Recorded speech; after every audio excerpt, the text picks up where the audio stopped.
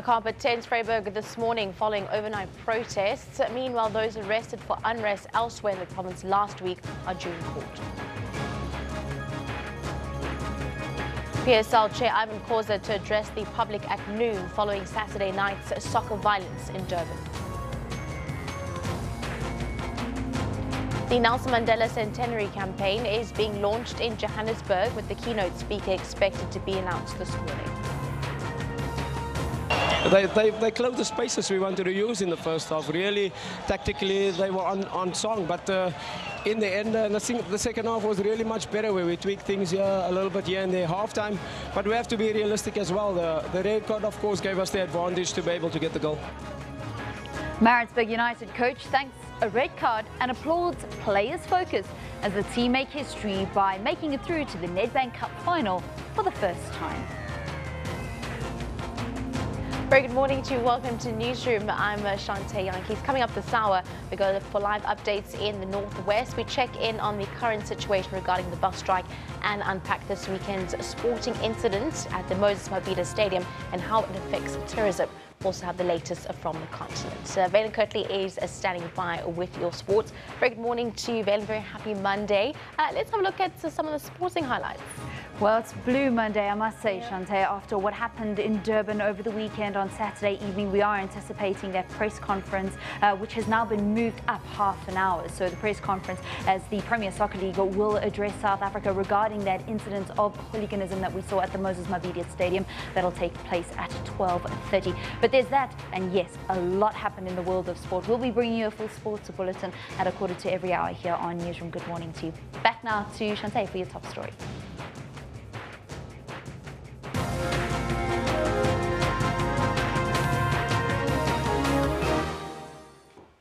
Your lead story at the top of the hour, Mahikeng is on edge today as 23 suspects arrested during riots in the northwest capital last week appear in court. The municipality is cleaning up the damage done during the unrest. Protesters are demanding that Premier Supra Mahmudelo step down. Unrest spreads to Vryburg overnight. Here's an update. The aftermath of the siege on Mahikeng. Furious residents held the northwest capital hostage, demanding its first citizen, Premier Supra Mahmudelo, step down. Businesses and schools were shut down, healthcare at hospitals severely disrupted and property damaged. Amongst those impacted, foreign nationals, many of whom owned small businesses across the city. An NGO, the Muslim Community Camp and the Department of Social Development have stepped in to help hundreds of displaced foreigners with food and shelter. We need clothes and we don't have a food. Even today, I don't know how many people they arrestment, and half people they get food, other one we don't get any food. We are not for politics here. We just come here to survive our life, but we don't know how we are continuing now because we have lost everything. After 3 days of running battles, relative calm set in over the weekend. But will it hold? The learners and the residents and everybody will be safe even tomorrow, because we spoke to the SABC this morning. They'll be there to protect our people. There's no one who's going to be harmed. There have also been protests and looting in other parts of Northwest, prompting the provincial police to put their forces on high alert. As the police will continue to monitor the situation, even in Mabato, although the situation has calmed a bit, we will still be there. We deploy our members, because in situations like this, it can be quite now, but then anything can also happen within an hour. The Mahikeng campus of the Northwest University has also decided to suspend classes. Monday's graduation ceremony at the institution has also been postponed. Nicolene Smallman, SABC News, Mahikeng. We will be bringing you the latest on the unrest in the northwest in just a short while. Moving on, residents of Case Kamahuk in the Eastern Cape have also taken to the streets. Roads are being blockaded with burning tires and even an articulated truck. Well, traffic has been disrupted. Municipal earth-moving equipment has also been torched. For the latest, we cross to SABC's Busisiwe Jemsana. Very good morning to Busisiwe. Please give us an update on the protest that is currently happening and the reasoning behind it. A very good morning to you too, Shante. If I can just take you back at about over 3 weeks ago when this protest started, residents from 35 villages around Keiskammahoek took to the streets demanding service delivery top on the agenda, road infrastructure, complaining that the roads leading to the rural areas from town are in a very bad state, and also those leading to clinics and schools. Unfortunately, during that protest, one of the protesters was shot and killed by police when they fired rubber bullets to disperse the crowds that were protesting. That worsened the situation as residents were fuming, saying that they do not understand how police would shoot protesters who were running for their lives. A number of them were arrested and a number of vehicles compounded, but they were later released. They were demanding to speak to the Premier of the province, Phumulo Masualle, and ANC Provincial Chairperson Oscar Mabuyane. And indeed, ANC Chairperson Oscar Mabuyane did make his way to Keiskammahoek to talk to them, saying that they've had their grievances and these are things that they should have had, and they will make it a point that they answer and comply with their grievances, starting with the preparations of the slain protester who was shot.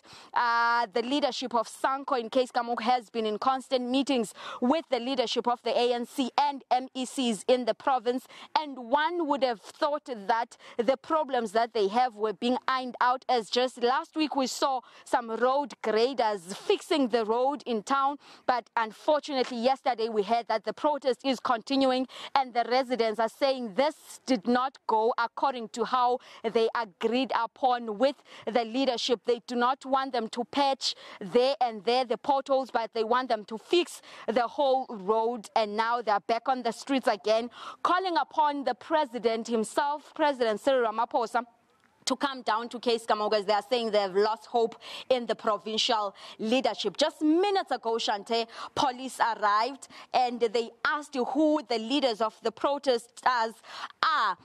It all happened so fast. Stun grenades were fired, rubber bullets were fired at protesters to disperse them, and they dispersed.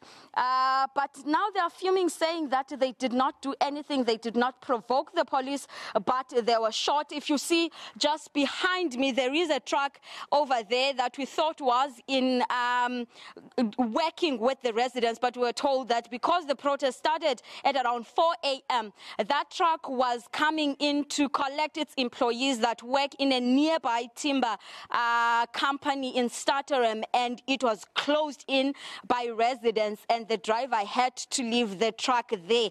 Residents are on the other side, Shante. They are discussing, and they do not look like they are going to stop the protest anytime soon. We've seen the police trying to get those who are on different exit points to go and join the others so that they are on one side, but it doesn't look like they are successful in that. We've also seen police calling upon the leaders of the protest to come and talk to them so that they talk and discuss and put an end to this, but also, that does not look like it is going to happen, as the leadership is saying they are done talking. They want President Cyril Ramaphosa to come down and talk to them. Whether or not this will lead to what we saw 3 weeks ago is something that remains to be seen, but we know that residents are fuming and they are saying that they are going to continue with their protest. One other thing, Shante, is that when police came last time, these are police who come from outside Keiskammahoek who have been deployed to manage the situation and make sure that there are no disruptions, as they are burning tires on all exit points of Keiskammahoek.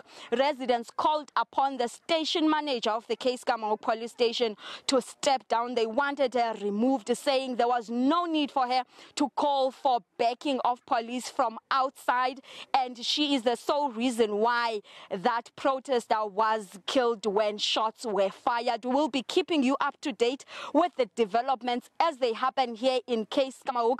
But I can assure you, Palisa, that this is going to be a long day, as residents do not seem like they are going to retaliate or stop what they are doing. Whether or not they will get their wish of getting President Cyril Ramaphosa to come down, or they will find a solution or meet a common ground with provincial leaders and the police, is also something that is yet to be seen. But for now, it is back to you in studio, Shante. Thank you very much. SABC's Busisiwe Jemsana from Case Kamahuk. Of course, a service delivery protest taking place in the area. We'll keep you updated on that story. Well, trade unions for striking bus drivers say that they will intensify their action after wage talks with employers deadlocked. Satawu and NUMSA say they also want non-unionized employees to also join in on the strike. Although there was some progress, negotiations came to another halt on Friday. Unions have lowered their demand from 12 to 9.5%, while employers are offering 8.5% for the first year and 8% for year 2.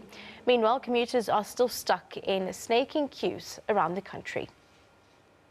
For the latest on the ground in Johannesburg, our reporter Manqoba Mqunu is standing by, and he is going to be giving us a live update. Very good morning to Manqoba. Of course, commuters are still bearing the brunt of the bus strike. What have you observed this morning?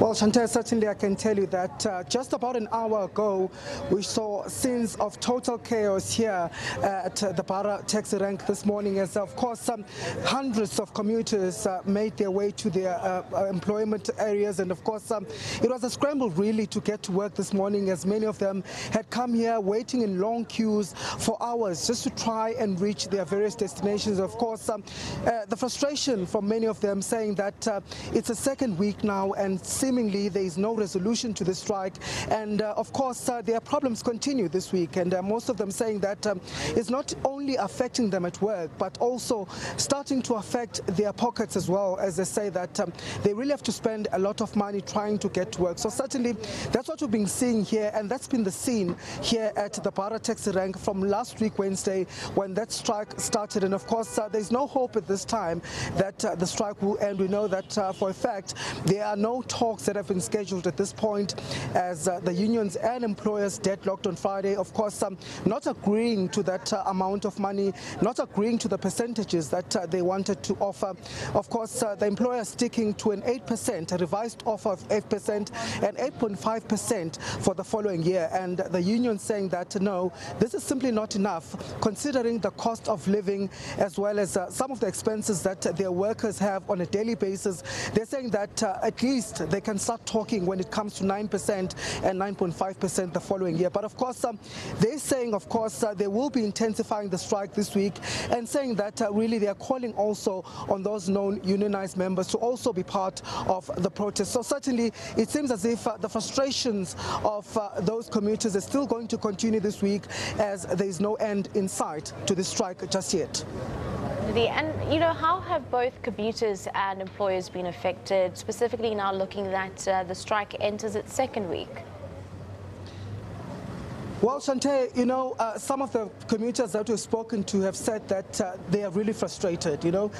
They're saying that, you know, the situation has gotten to a point where they consider it to be really desperate. They're saying that they really hope that these parties will come to the table, will come to the negotiating table and come to some sort of an offer and an agreement as to how they can end strike. And of course, the unions last week also calling on the transport minister as well as the labor minister to also intervene to try and find a resolution to this strike, saying that it's about time that government also comes in to try and deal with the impasse. But certainly telling you, I just want to speak fast to one of the queue marshals here, just to find out how it's been impacting them as the taxi industry. I know that they've had pressure to take most of these commuters who use buses, but just to get a sense from him, the man called General Hlongwane, who's a queue marshal here at Bara taxi rank. Babu Hlongwane, how has it been these past few days since that strike began for you, assuming that a lot of people were coming here to get a transport? Ngizokhuluma ngesiZulu ke ngoba isilungu angisazi. Khuluma baba ngesiZulu uchaza impela. Into engihlangabezane nayo ngihlangabezane nobunzima ukuthi abantu baningi.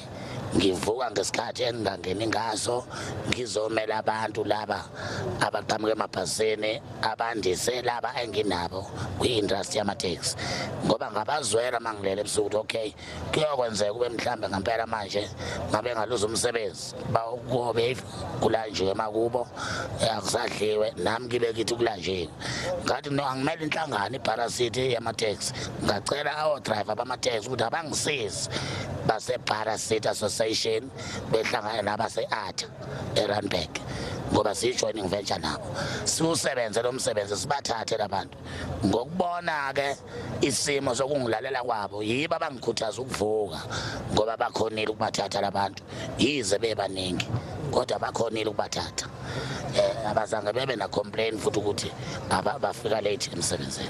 Okay, awusichazele baba siyazi ukuthi ke since there's so many people that are coming here, that are arriving here, I mean, have you had to get more taxis? What has been your plan in order to accommodate bonke labantu? Into mina ezongisiza ukuthi labantu ngikhona ukubaqeda ngibaphathe kahle ileyo ukuthi mina ngizokhuluma nabantu abangiphethe abangaphezulu kwami ngibayitshela ukuthi abangedela imoto ezisibalo engizosicabanga ngomqondo wami njengoba ngihlele ngibona amehlame ebona labantu beyojika eKFC ukuthi kuze bekhona ukuhamba kahle nawo ukuthi khona la bekhala khona ngibenga ethi imoto ezingaka sibonisane lapho ke nabo ukuthi bayanginika lezi imoto ngoba zikhona nethi nje ngibengisathathe kancane ngoba ngisafuna ukubona ukuthi bakhona na okuphela ngoba ngiyabadinga nami ukuthi behlele bekhona kimi. Kodwa ke baba ngaphandle kwalokho nje amsho ukuthi nakhona ephaketheni mhlambe kuba khona kwabo labantu abasuka emabhasini ke kwathi uliqinisa kancane iphakethe.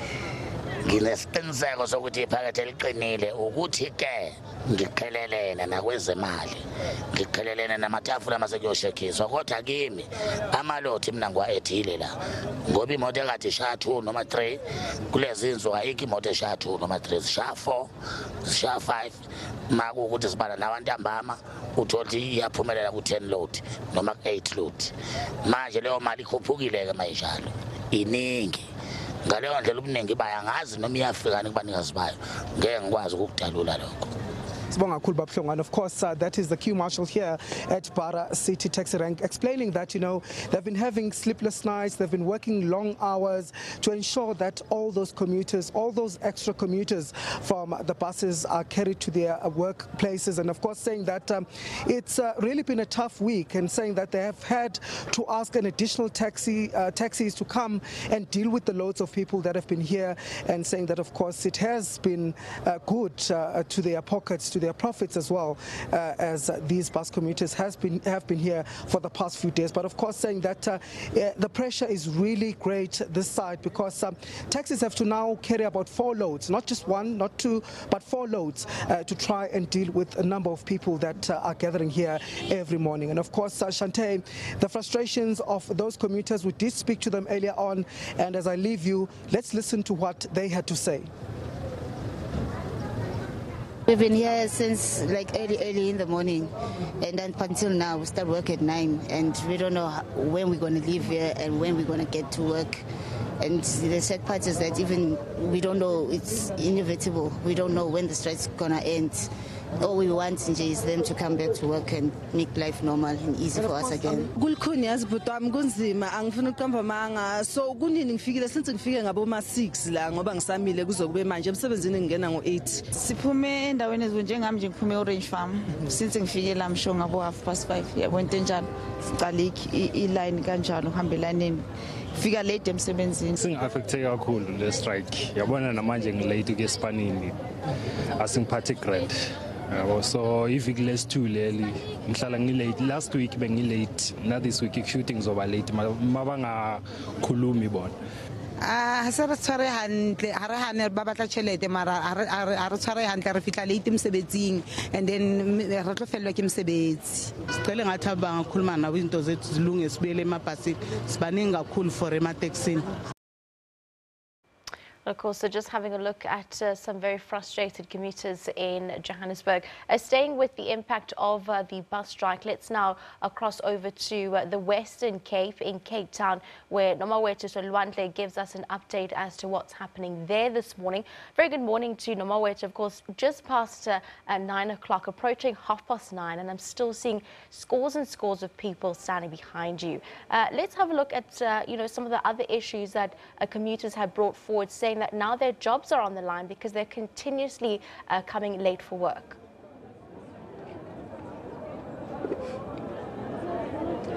Well, a very good morning to you, Shante. We are at Khayelitsha Side C taxi rank, and like you rightfully said, there are still scores and scores of people waiting here this morning to get to various areas around the city of Cape Town. One thing that was interesting that we heard from last week was that people were now getting threats from their employers. Others have already signed warnings because they simply are not getting to work on time. We also spoke to the Cape Chamber of Commerce in the first 2 days, and they said that businesses had already been severely affected by the bus strike because people were simply not getting to work on time, goods were not delivered on time. But I'm just going to speak to some of the people that might just make their way here very soon. Sissy, if you can just tell us, what has it been like in the last 6 days for you as a commuter? It has been really hard for us. I mean, we wake up early in the morning just to get taxis, just to stand in the queues, and it's really cold, hey? And unfortunately for us here in Blouberg, in the Blouberg route, there isn't taxis at all. So we have to wait here and possibly get to work. Otherwise, yeah, there's nothing that we can do. Usually, what mode of transport do you usually use? I use a bus because it's more convenient. I mean, taxis are also, but it's just that taxis are really expensive, hey? So I use a bus, and since now the buses are on strike, I have to come here and stand here from early in the morning with the old ladies that are here with us. And how much have you used in the last few days? I can count close to 800, 900, because now I take a taxi to Blouberg, then from Blouberg to Killarney and whatnot. So I've used quite a lot of money, yeah. And also, I saw you advocating for the older ladies earlier to say, let them go through first. Yeah, I had to say that. I mean, like, they've been here before us, and some of them after us. But now, what happened is, they aren't like when there's taxis that are coming right here. Literally, people are just pushing in all to get in. So now I had to just stand up for them and say, let them get in. Otherwise, they were not going to get in. Thank you very much for your time. Well, that was one of the commuters here at Side C taxi rank, giving us an overview of what she's experienced in the past 6 days as a commuter, saying that she's used so much money so far because she used to use the bus, and now she's having to get into 2-3 taxis before she gets to work. And like I said, people are starting to get frustrated at this point because of this money issue. In Mitchell's Plain, we heard that commuters are not safe as they make their way to various taxi ranks as well. I'm just going to ask my colleague Clinton Surf to just pan for you just to see what's happening here. It is very busy, so you'll see a number of cars as well and taxis going past. But this is the queue that we see here at Side C taxi rank right after 9 o'clock. We saw school kids that were still standing in the queues as well, waiting to make their way to school. And I think on Friday we spoke to one of the learners here, and she actually told us that, you know, we're getting punished at work, at school. Teachers are not understanding that there's the situation with regards to transport, and we have no other option. We do not know what to do. So it's school kids, it's people that are not safe, and we just do not see an end in sight with regards to this bus strike. Like you rightfully said, Shante, you know, at first there was 12% that was being demanded by workers from the employers, and the employers were giving us 7%. Employers then went up to 8.5% and then 8% in the following year. But now we know that employees have also come down to say, no, we'll take a 9.5% in the first year and then a 9% in the following year. So we'll watch the story very closely as it unfolds, Shante. But commuters have been severely affected. And now we're nearing to winter as well. I must say, Cape Town today is bitterly, bitterly cold, and it looks like like it's going to rain. So I'm not too sure what's going to happen to all these people that are still waiting to get transport, to get to school, to get to their workplaces. With that, it's back to you in the studio, Shante. Thank you very much. Namawet is Olwandle for SABC News, giving us an update how commuters are still being affected as the bus strike enters week 2 in the Western Cape. Well, today the Nelson Mandela Foundation will announce the 2018 Nelson Mandela Lecture Keynote Speaker. The event will also be used to launch the 2018 Mandela Day. The focus this year will be cementing a culture of volunteerism. For more, let's cross live to Aljan Tampe, who is currently at a Constitutional Hill. Very good morning to you, Aljan. What can you give us with regards to the latest, as well as the launch of the Centenary in honor of Utata Madiba? Well, yes, it's a hive of activity in anticipation of that massive announcement that we expect to be made around about 11 o'clock later this morning. I can tell you that. Should I say that I know who it is, or shouldn't I? I shouldn't say I know who it is. But anyway, here's the thing: you want to stay by, you want to watch your screen and stick to your screen and listen to who exactly it is who will be delivering the lecture on the 17th of July, just before Utata's birthday. But right now, let me just quickly bring in the manager of Mandela Day, who is Uyase, who's joining us right now. Let's quickly speak about all the programs that will be happening. I know, for instance, we have the United Nations Human Rights Council, which will be sitting in Geneva in anticipation of Nelson Mandela Day, linking this to Human Rights Day, rather Freedom Day, that we'll be celebrating in the country. Many other events will be taking place. The United Nations as well, the General Assembly. Just before the General Assembly sits, there'll be an event taking place around the Peace Summit. There's going to be a lot of things that will be happening around the world. We've got a lot of cities that have committed to Mandela Day, especially this year. We've got also work that has been done by the Department of International Relations in South Africa, where all the embassies, the South African embassies in many countries, they are mobilizing communities around the world to get behind our theme, especially this year about #action against poverty. And this is a very important time for us as a foundation, as the Nelson Mandela Foundation, because we're celebrating the centenary year of Mr. Mandela. And you know, always when we celebrate Nelson Mandela Day, there's always this emphasis that Mandela Day is every day. It's not only on the 18th of July. Right. You're right. I mean, and that's very important for us, because today, as we launch Mandela Day 2018, a centenary celebration, it is a special time for us to also remind organizations, corporate, civil organizations, that let's continue the work beyond the 18th of July. Let's continue the work beyond the month of July. And all of the stakeholders we have here today, they continue the work each and every day. We've got people who've got focus around education and literacy programs, around food security programs, and this is an exciting time for the Nelson Mandela Foundation to get all of this support. We're actually speaking to the foundation CEO, Silo Hatang, early in the morning, and I was speaking about his son, who is 10 years old, who will be trying to summit Mount Everest. But quite a poignant thing about that is that is only 10 years old, but he already has the spirit of volunteerism. And Silo Hatang was saying that that's the thing about volunteerism for Mandela, is that we don't care about the age. You could be young, you could be old. There is something that you could do. There's something for everyone to do. It is for the older generation to inspire the young ones. It is about everyone getting involved, and for us to understand that we're part of a global society. And it's the motivation that people find from believing in the values of Mr. Mandela particularly, but also motivating other people to get behind a humanity cause about helping the next person. And it is very inspiring for us as an organization, and it is very inspiring for everyone who gets involved.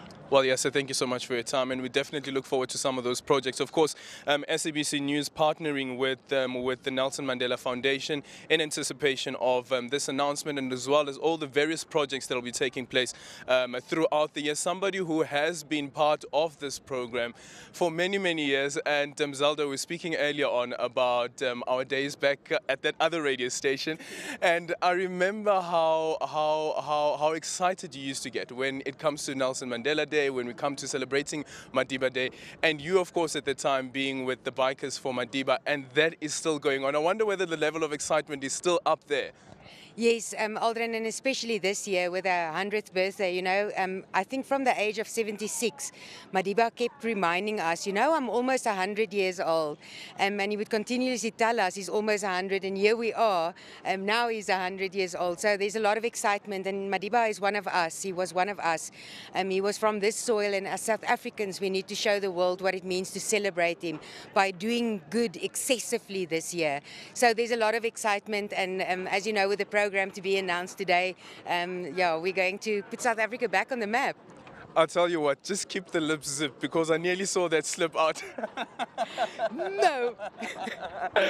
Quite importantly as well, as somebody has worked with the Madiba, when you see something of this magnitude, and also in anticipation of this announcement of this very, very huge person who's going to be making or delivering this lecture on the 17th of July, what do you think would be going through Nelson Mandela's mind right now? Ordinary people, how we help the plight of the ordinary person.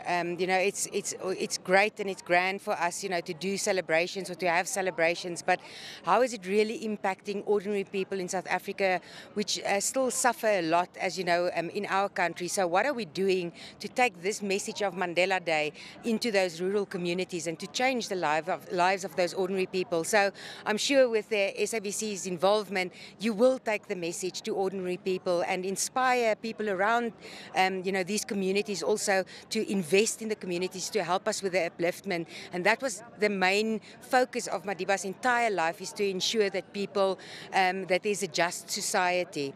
And that's what we can attempt to do now with his 100th birthday and make a big impact. And actually, just in conclusion, I remember one of the lectures delivered by French economist Thomas Piketty, and he was speaking about freedom is not just freedom when you can't access transport, for instance, to go and look for work. Freedom is very broad. It's not just about casting a ballot. That's true, and as the famous quote of Madiba's also says, it's freedom comes with responsibility. And you know, President Ramaphosa said this year, send me to Mamina, and it means, how can I be the best South African citizen? If you carry that green passport, how can I do my duty to this country? And it's in everyone's ability to do something. It doesn't necessarily have to cost money. So we need to help government to achieve the goals so that we live in this just society. And as Mr. Piketty said, you know, it's important for us, all of us, to give input here and to make sure that we achieve those goals of Madiba's and people after that. And what the President Ramaphosa said this year is, how can I be that South African, that active citizen? That's what Madiba was about. And that question will be going out to all South Africans where that announcement is being made. Zelda, thank you so much for your time, and we look forward to some of the projects, of course, that they will be part of. As I've indicated, that SABC is partnering with the Nelson Mandela Foundation in celebration of Madiba's centenary celebration, of course, and that all-important lecture that will be taking place on the 17th of July. I promise you guys, it is going to be huge. It's back to you in studio. Definitely. Thank you very much for that. Aldrin will await for that announcement just around 11 o'clock. Do stay tuned to SABC News for that. Of course, our question of the day is, 100 years later, how do you remember a former Nelson Mandela? We've asked you to send us your comments on @SABC Newsroom. Let's have a look at some of the tweets that have already come through this morning on the legacy that has been left behind from Utata. This one comes in from Johnny. Well, he was a forgiving human being. He won't be forgotten. That one, of course, coming in from Swaziland. A great hero and ambassador of peace, an embodiment of persistence and courage with humbleness for his people, an epitome of freedom and democracy. However, his ignorance of culture and Africanism has destroyed his greatness on that regard. However, he still remains the son of the soil. This and more, do stay tuned to SABC's Newsroom. We'll take a short break.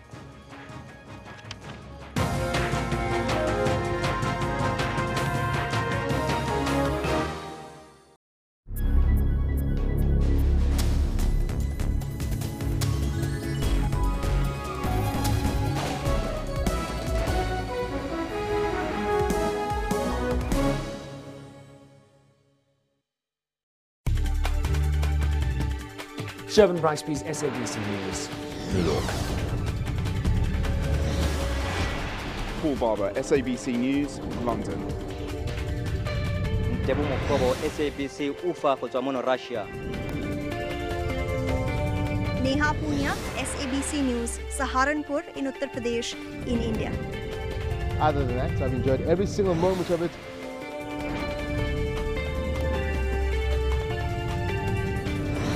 Takwana Ngatani, SABC News, Soweto, Johannesburg. When life takes a different turn. If I didn't eat the speak, he was going to evict me. Your will to persevere is ignited. I'm not a professional speaker, but I'll try my best to give you a word of inspiration. He was just trying to provide for his family. If you can't accept it, change it. If you cannot change it, accept it. And a new story begins. Made a resolve to myself. I'm learning something new. Upilong, every Friday at 5:30. Be part of the life-changing journey.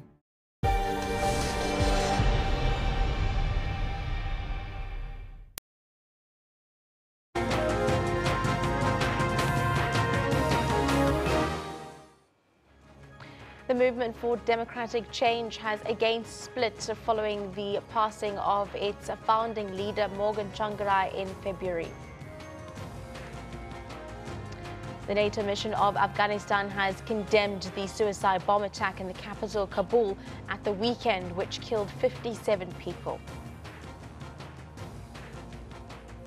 The president of the UN Security Council says that member states have taken steps to start a dialogue about Syria at their informal meeting in the Swedish countryside.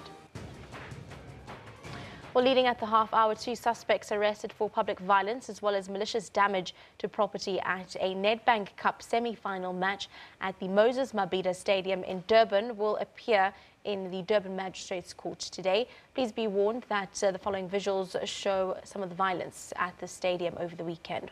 Well, 18 men were injured when Kaizer Chiefs fans invaded the pitch after the Amakosi lost 2-0 to Free State Stars on Saturday. 5 of the 18 men who were injured were admitted to hospital for treatment. The extent of the damage is still being assessed. Police say that more arrests are imminent. The chairperson of the Premier Soccer League, Ivan Khoza, will address the media at midday today. Well, the successful hosting of the 2010 FIFA World Cup brought a tourism gain to South Africa. The international sporting spectacle gave the Rainbow Nation an impressive new look on the international stage. But the scenes that unfolded over the weekend at Durban's Moses Mabhida Stadium may put a dent on the country's image as a football-loving nation. On Saturday night, chaos erupted at the venue. Angry fans invaded the pitch following Kaizer Chiefs' loss to the Free State Stars. Television viewers witnessed fans storming the field, hurling chairs and beating security officials. One of them was injured as a result of the scuffle. 2 people have now been arrested. And how could these violent scenes that were beamed on television screens and posted live on social media impact on South Africa as a tourist destination? Well, to find out, we are joined in studio by Unathi Sonwabile Henama, a tourism lecturer at the Tshwane University of Technology. Very good morning to you, sir. Thank you very much for joining us this morning. You know, essentially, what was your initial reaction to, seeing some of those shocking scenes? I have been covering the story since over the weekend, and every single time I look at those images, they still shock me as though I'm seeing them for the very first time. Flabbergasted, disappointed. I mean, the level of security in the stadium, the conduct of the fans. I mean, there's no other way to look at it. I mean, this is a form of homegrown terrorism because they did not just beat up the fans. They didn't just also beat up the security. They set the stadium alight. I mean, those images of Moses Mabhida, an iconic architectural gem, because remember, when the brief was given out to create a stadium in Durban, they decided that they must create something which is iconic. So if you speak about Durban, you don't speak about Durban without speaking about Moses Mabhida. So it's an important landmark in that city. So everyone in the world knows this beautiful looking stadium, and then it was burnt down. No, not burnt down, but I mean, it was damaged with fire, and it damages, firstly, the product, which is soccer, and number two, the image of South Africa. Remember, the president was in London and he come back because there was acts of violence in Mahikeng. Now, what message are we sending out as a country that we are a country on fire? We cannot manage our internal challenges as a country. And last week, we're at the World Travel Mart Africa in Cape Town, trying to promote Destination South Africa. So these are, unfortunately, spectacular own goals that we have allowed to occur in our country because we're a violent society. Yeah, well, definitely South Africa does sell itself as one of the best tourist destinations, not only in the continent, but, you know, the world over. We also staged and hosted and had to bid for a very successful 2010 Soccer World Cup, you know, promoting ourselves as a soccer-loving nation. How essentially can we look at what happened over the weekend and the violence that took place, and how it's going to regress the gains that we managed to, you know, to garner for the 2010 World Cup? The image that South Africa accrued with the FIFA World Cup was the best thing ever, because everybody in the world knew South Africa. There was these great pictures promoting this country that everybody knows. But now, today, we're having the challenge where we are trying to promote ourselves, and people are asking, is it safe to come to your country? Is it safe to come to your country because of all of these challenges we have with safety and security? The World Economic Reform always indicates that South Africa's got a low levels of personal safety and security, which limits people coming to our country. So this own goal, very bad for our country. And unfortunately, tourism is located with image and saying, should a tourist come to a country where there are such acts of violence? And on the flip side, look at it. When tourists come to this country, tour operators will tell them, don't go to a soccer match. Go to a rugby match, go to a cricket match. And that does not give a full picture of the country, you know. But because we don't respect the soccer fan first, then it has a knock-on impact on everybody else. Because there was not sufficient security considering the intensity which has been building up about this game for quite some time. I mean, we know that Chiefs has been having problems and there have been a sporadic acts of violence. And we knew for this game it was a do or die. And then having security which was not sufficient and not sufficient police, we have to ask those right questions. We have to ask those questions. Yeah. Let's have a look at, you know, incidents such as this, specifically having a look around domestic sports tourism and how it's likely to affect the economy. It will affect the economy, but because this is a domestic game, obviously they'll move it to a next stadium. I'm sure the PSL, in the announcement, around about 11, they would obviously punish the teams involved there. But again, it has a detrimental impact because women don't want to go to soccer games, you know, because it's not safe, secured. And also, an increasing number of people do not want to attend soccer games because the soccer product is damaged, because it is a leap of faith attending a soccer game because you don't know whether they'll come back alive. And remember, not so long ago, we're commemorating what occurred at Ellis Park, and this occurs just a few weeks later. So it is damaging the soccer product, even from a sponsorship perspective, because sponsors saying, the soccer product, people love it, watch it, but people don't want to go to the games. It is very also bad for the teams in terms of gate takings. So it is damaging the soccer product, and I'm definitely sure the Minister of Sports and Recreation, Ms. Thokoza Setasa, will obviously comment because it has an impact on her ministry. And from an international spectrum, you know, social media doesn't help. You see these images being replayed over and over and over again. And, you know, now the international community has also seen, you know, the horrific images and visuals that we've seen. How and where do we start to repair the damage? How do we do damage control, essentially? I don't think we must do damage control. I think we must do the right thing. We must protect the South African fan who goes to the stadium first. We will not need to do damage control if we protected the fans and we protected each and every citizen that goes to watch a sporting event. So our loyalty firstly starts with treating our citizens with the integrity that they deserve. So the soccer product is damaged because the soccer authorities in this country don't care about the fans, because when the last whistle was done for 2010 World Cup, we regressed to what was before the World Cup. You know, because in the past, World Cup, you buy a ticket, it gives you a seat. After the World Cup, we forgot about that. It did not matter. So we don't need to do damage control. We need to do the right thing for our fans. And that is the responsibility that resides with the PSL and obviously the Ministry of Sports and Recreation. This is bad for Brand SA. And remember, this stadium we're speaking about was going to be the epicenter of the Commonwealth Games that South Africa tried to bid for. Yeah, definitely. Well, we're going to have to wait and see. Come midday noon, we do know that PSL is going to be issuing a statement on the incident. That was Unathi Solmabile Enama, a tourism lecturer at the Tshwane University of Technology, just talking about some of the impacts that that incident is going to have not only on the sporting fraternity as well as tourism as a whole here in South Africa. Do stay tuned as we take a short break. When we come back, some more news and sporting highlights.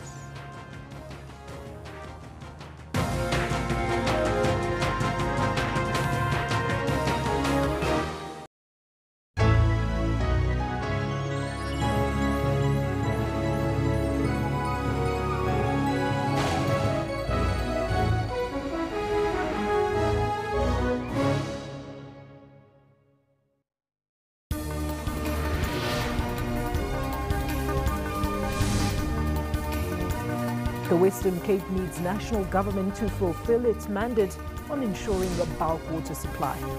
We must ensure that the city of Cape Town never confronts this particular situation again. The ESCOM is serious about stamping out corruption, which is why the market is now beginning to accommodate us. Looking at neighboring countries, expecting Botswana just to see partly cloudy skies with a half 34 in Gaborone. News today at 3 p.m. from Monday to Friday on SABC News.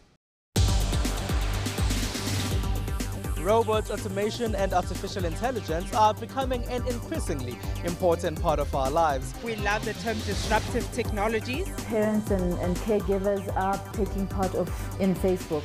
On Network, we give you Africa's technology and social media news. My favorite piece of technology is the microwave. The reason why I can't live without my cell phone is because I do everything on my cell phone. For all your technology news, catch Network with Spumelele Zondi on Saturdays at 8:30 p.m.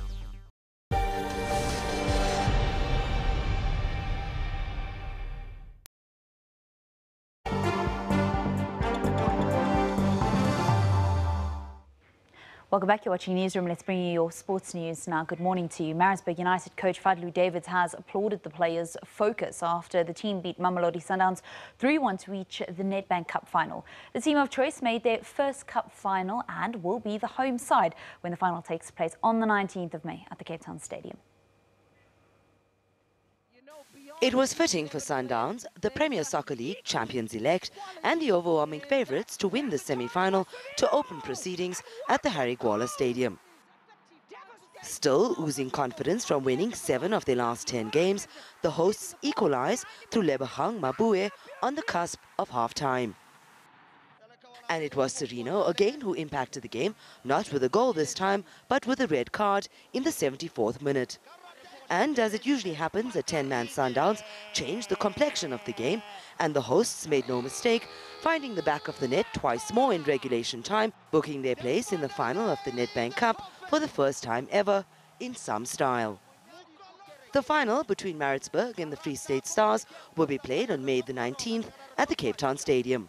Samantha Mari, SABC News.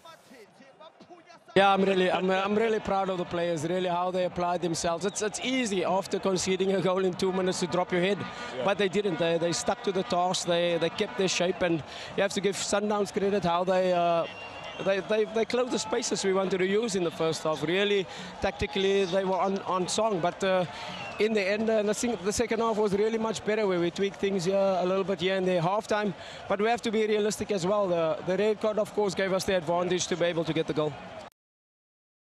Staying with South African football, Steve Komphela's tenure at Kaizer Chiefs came to an end after the 2-0 loss to Free State Stars, with the country's most successful club to end a third season without winning a major trophy. The 3 seasons Komphela coached at the club will go down as the worst in its 47-year history. Chiefs has won 12 league titles since it was established in 1970 and has won 15 top 8 titles, the most by any South African club. Komphela's record is 112 matches played, 47 won, 27 lost and 38 of those drawn, with no major trophy won since he took over the reins in 2015. I think for Kaizer Chiefs, like I just said when we started, it's about greatness. Friendly game, Chiefs the cup final. Friendly game, even if you're training, we all know that it's not just about the pressure. People speak about pressure, but it's about the demand and responsibility of being at Kaizer Chiefs. You know, if your Kaizer Chiefs don't deliver, it's below standards, and that's why Chiefs, they always go for the best players. There was hope that winning the Nedbank Cup competition would appease the fans after the club got out of contention for the Absa Premiership title. But it wasn't to be, even after the club was the busiest in the last transfer window, with the acquisition of some players expected to add some firepower up front. Sinkato, SABC News, Johannesburg.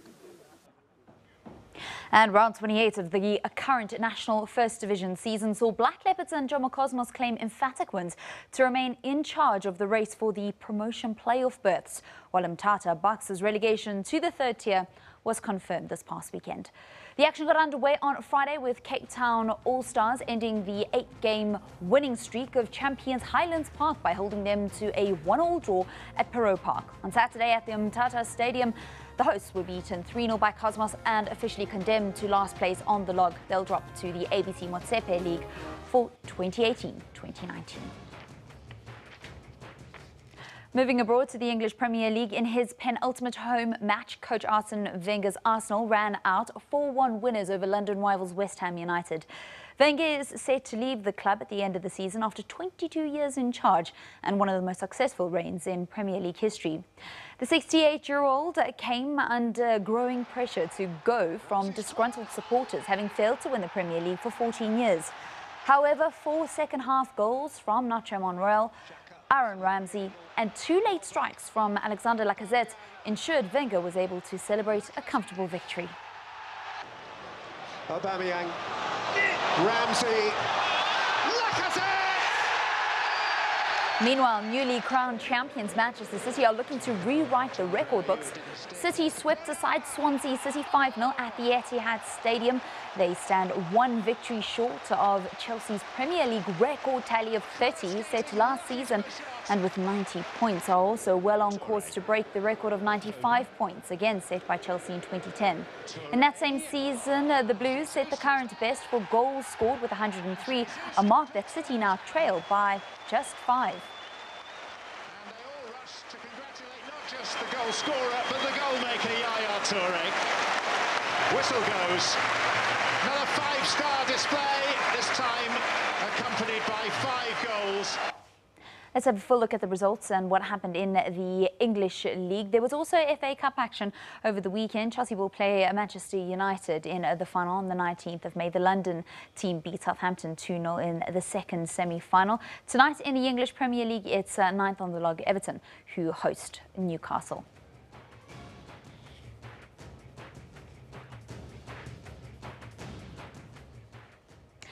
In athletics news, Olympic champion Eliud Kipchoge stormed to his 3rd London Marathon title to complete an impressive Kenyan double after Vivian Cheruiyot beat the heats to win the women's race. The 33-year-old saw off the challenge of Ethiopia's Tola Shura Kitata and home favourite Mo Farah to win in a time of 2 hours, 4 minutes and 17 seconds, finishing more than half a minute in front of Kitata, with Farah 3rd over 2 minutes adrift of the winner, but his finishing time was still good enough for a national record. Kipchoge joined compatriot Martin Lell and Mexican Dionisio Chiron as the only men to win London 3 times. Slight grimace on his face. So consistent, so classy. The wheelchair race was won by Britain's David Weir for the 8th time after a thrilling sprint finish. The 38-year-old pipped Switzerland's Marcel Hug into 2nd place, with South Africa's Arends van Dijk hitting a pothole after 11 kilometres and eventually ranking 29th in the category. In the women's race, Chariot timed her run perfectly to win the women's event in a time of 2 hours, 18 minutes and 31 seconds, ahead of compatriot Bridget Kosgei and Ethiopia's Tadalek Bekele. The race was the warmest London marathon on record with a high of 23.2 degrees Celsius. In cycling news, South Africa's Ashley Moolman-Pasio was again impressive when she finished with a 4th place at the Liège-Bastogne-Liège, just days after her 2nd place in Flèche Wallonne. Dutch woman Anna van der Breggen prevailed in the ladies' race, achieving the Flèche Wallonne-Liège-Bastogne-Liège double for the 2nd year in a row. Van der Breggen took the win ahead of Amanda Spratt, while Moolman-Pasio and Van Vleuten were the next riders finishing. In the men's race, Luxembourg's Bob Jungels upset the pre-race favourites to ride solo to victory in the Monument Classic. The quick-step floors riders sped away from the main group towards the end and never looked back as the main contenders played mind games behind. Canadian Michael Woods took 2nd place ahead of France's Romain Bardet. Liège-Bastogne-Liège is the 4th of 5 Monument Classics after Milan-San Remo, the Tour of Flanders and Paris-Roubaix, and it's before the Tour of Lombardy. In cricket news, the Rajasthan Royals secured their 3rd win from 6 matches in the IPL to move to 5th on the Indian Premier League table. The Royals snatched victory from the Mumbai Indians with a thrilling batting performance. The Mumbai outfit won the toss and elected to bat first. They set the Royals a target of 167 with a 72 and 58 run stand by opener Suryakumar Yadav and wicketkeeper Ishan Kishan respectively. Wow, wow. That's not tough at all. That is just beautiful. In response, the Rajasthan team were 2 wickets down after 6 overs until Ben Stokes and Sanju Samson built the innings before bowling all-rounder Krishnappa Gautam came to the crease for a heroic unbeaten 11-ball 33-run stand, which guided the team to a 3-wicket win. 6. And game over. Gautam's a hero here in Jaipur. And that concludes a look at what's been happening in your sports world, as we are standing by to bring you your weather.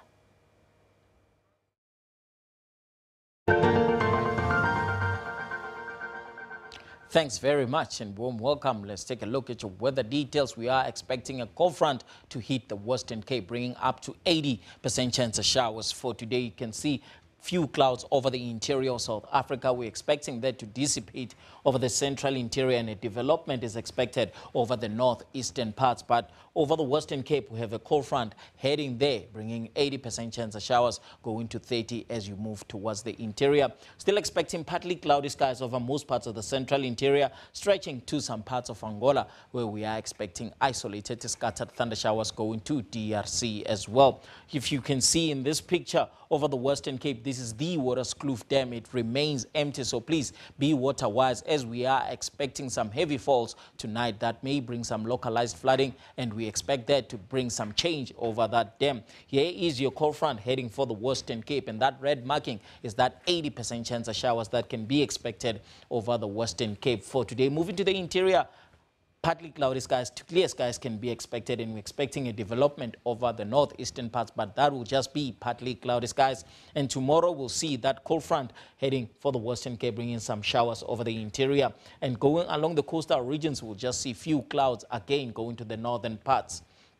Your temperatures in these regions, we are expecting a maximum of 32 over Uppington for today, 24 over Cape Town. Springbok sitting at a maximum of 26, and isolated showers can be expected in the evening due to that cold front. Pretoria at a maximum of 27 and 28 over the city of Durban. Polokwane at a maximum of 28 with partly cloudy skies. Bulawayo at 27. We're seeing clear skies over most parts of Zimbabwe going to Botswana.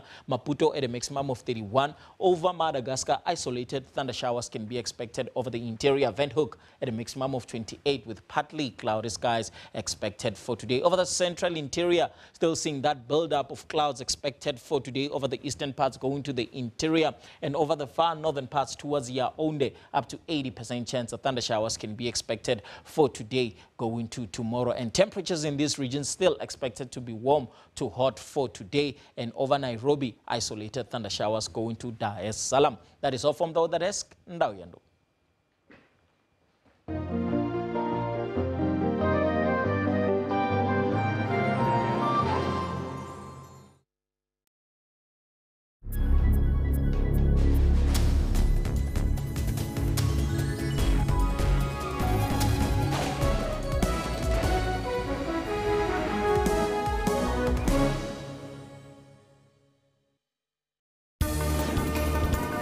Corruption both in the public and the private sectors needs to be combated. Where there are clear cases of wrong that has been done, that must commence immediately. Something is being done about corruption in our country. Currency, even although it's strengthened dramatically after the ANC's recent elective conference, could conceivably go stronger yet. He had a soul that would not be for sale. Stay tuned to Your World for your final news roundup, Monday to Sunday at 21:30.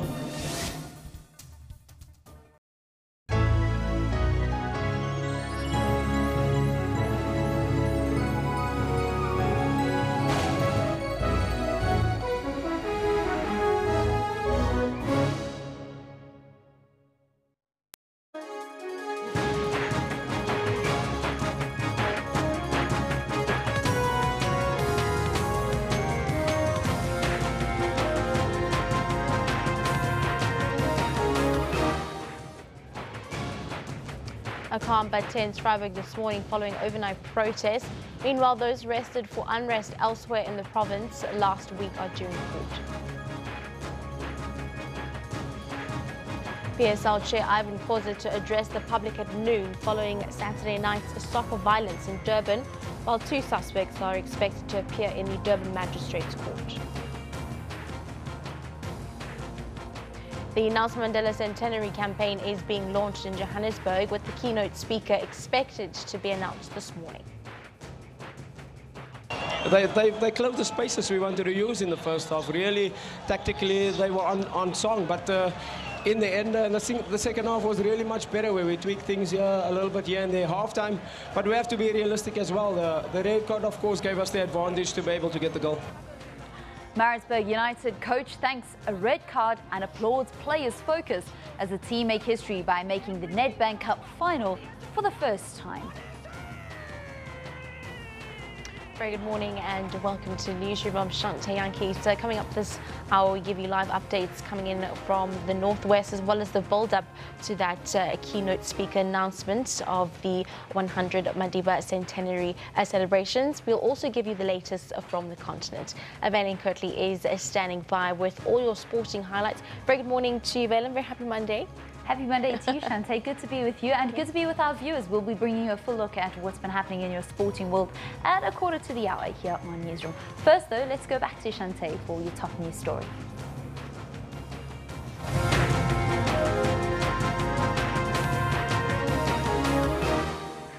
Your lead story at 10 o'clock, the issue of mining rights and the voice of the communities in the proposed mining areas will be in the spotlight in the North Gauteng High Court this week.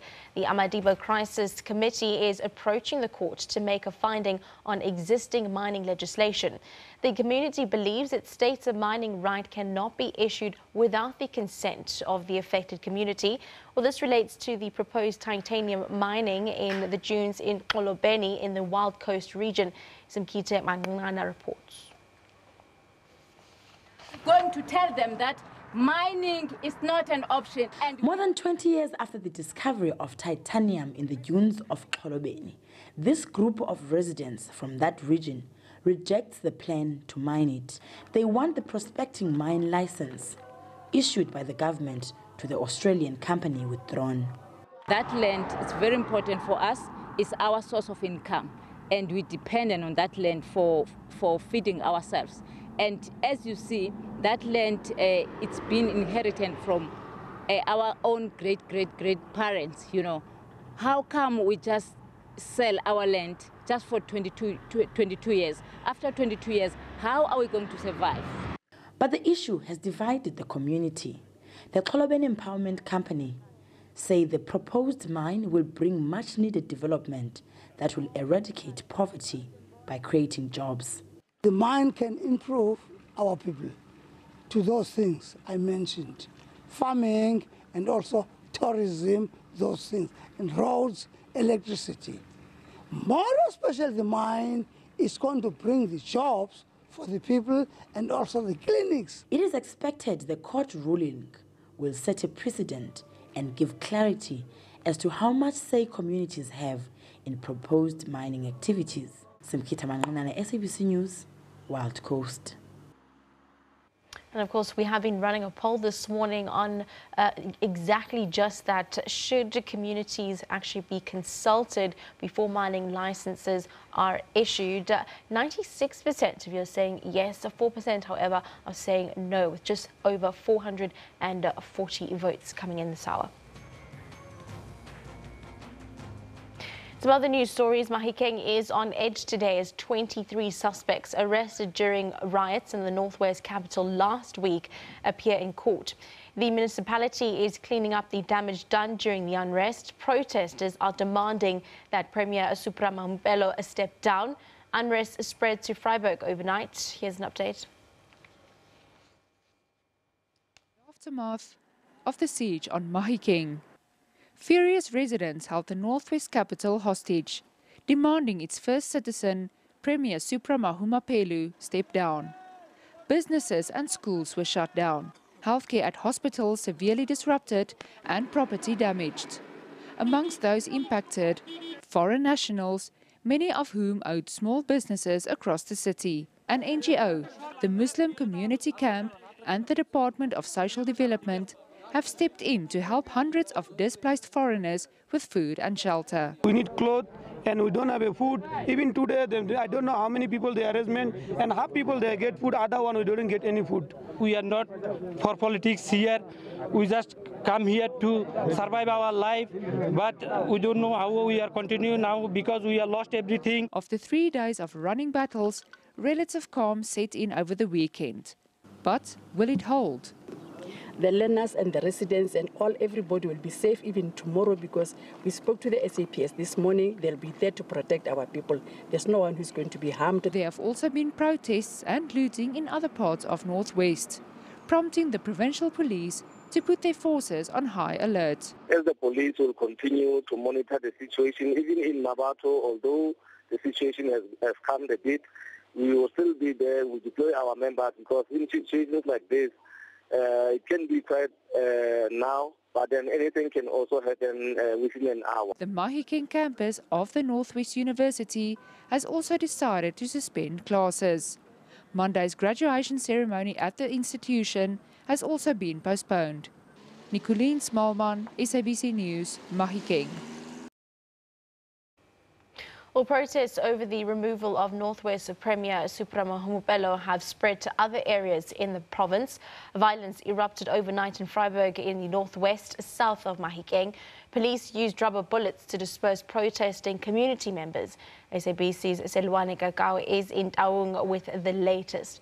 Very good morning to Selwane. Of course, we are going to be getting her on standby. Hello. And this is with regards to giving us an update to the protests that have now been widespread, not only from the capital, Mahikeng, but making its way to other parts of the province and other smaller towns where we've seen unrest and violence. Let's hear from Selwane Kakao, who is in the northwest in Taung this morning. A very good morning to you, Selwane. What is the latest regarding the protest there this morning?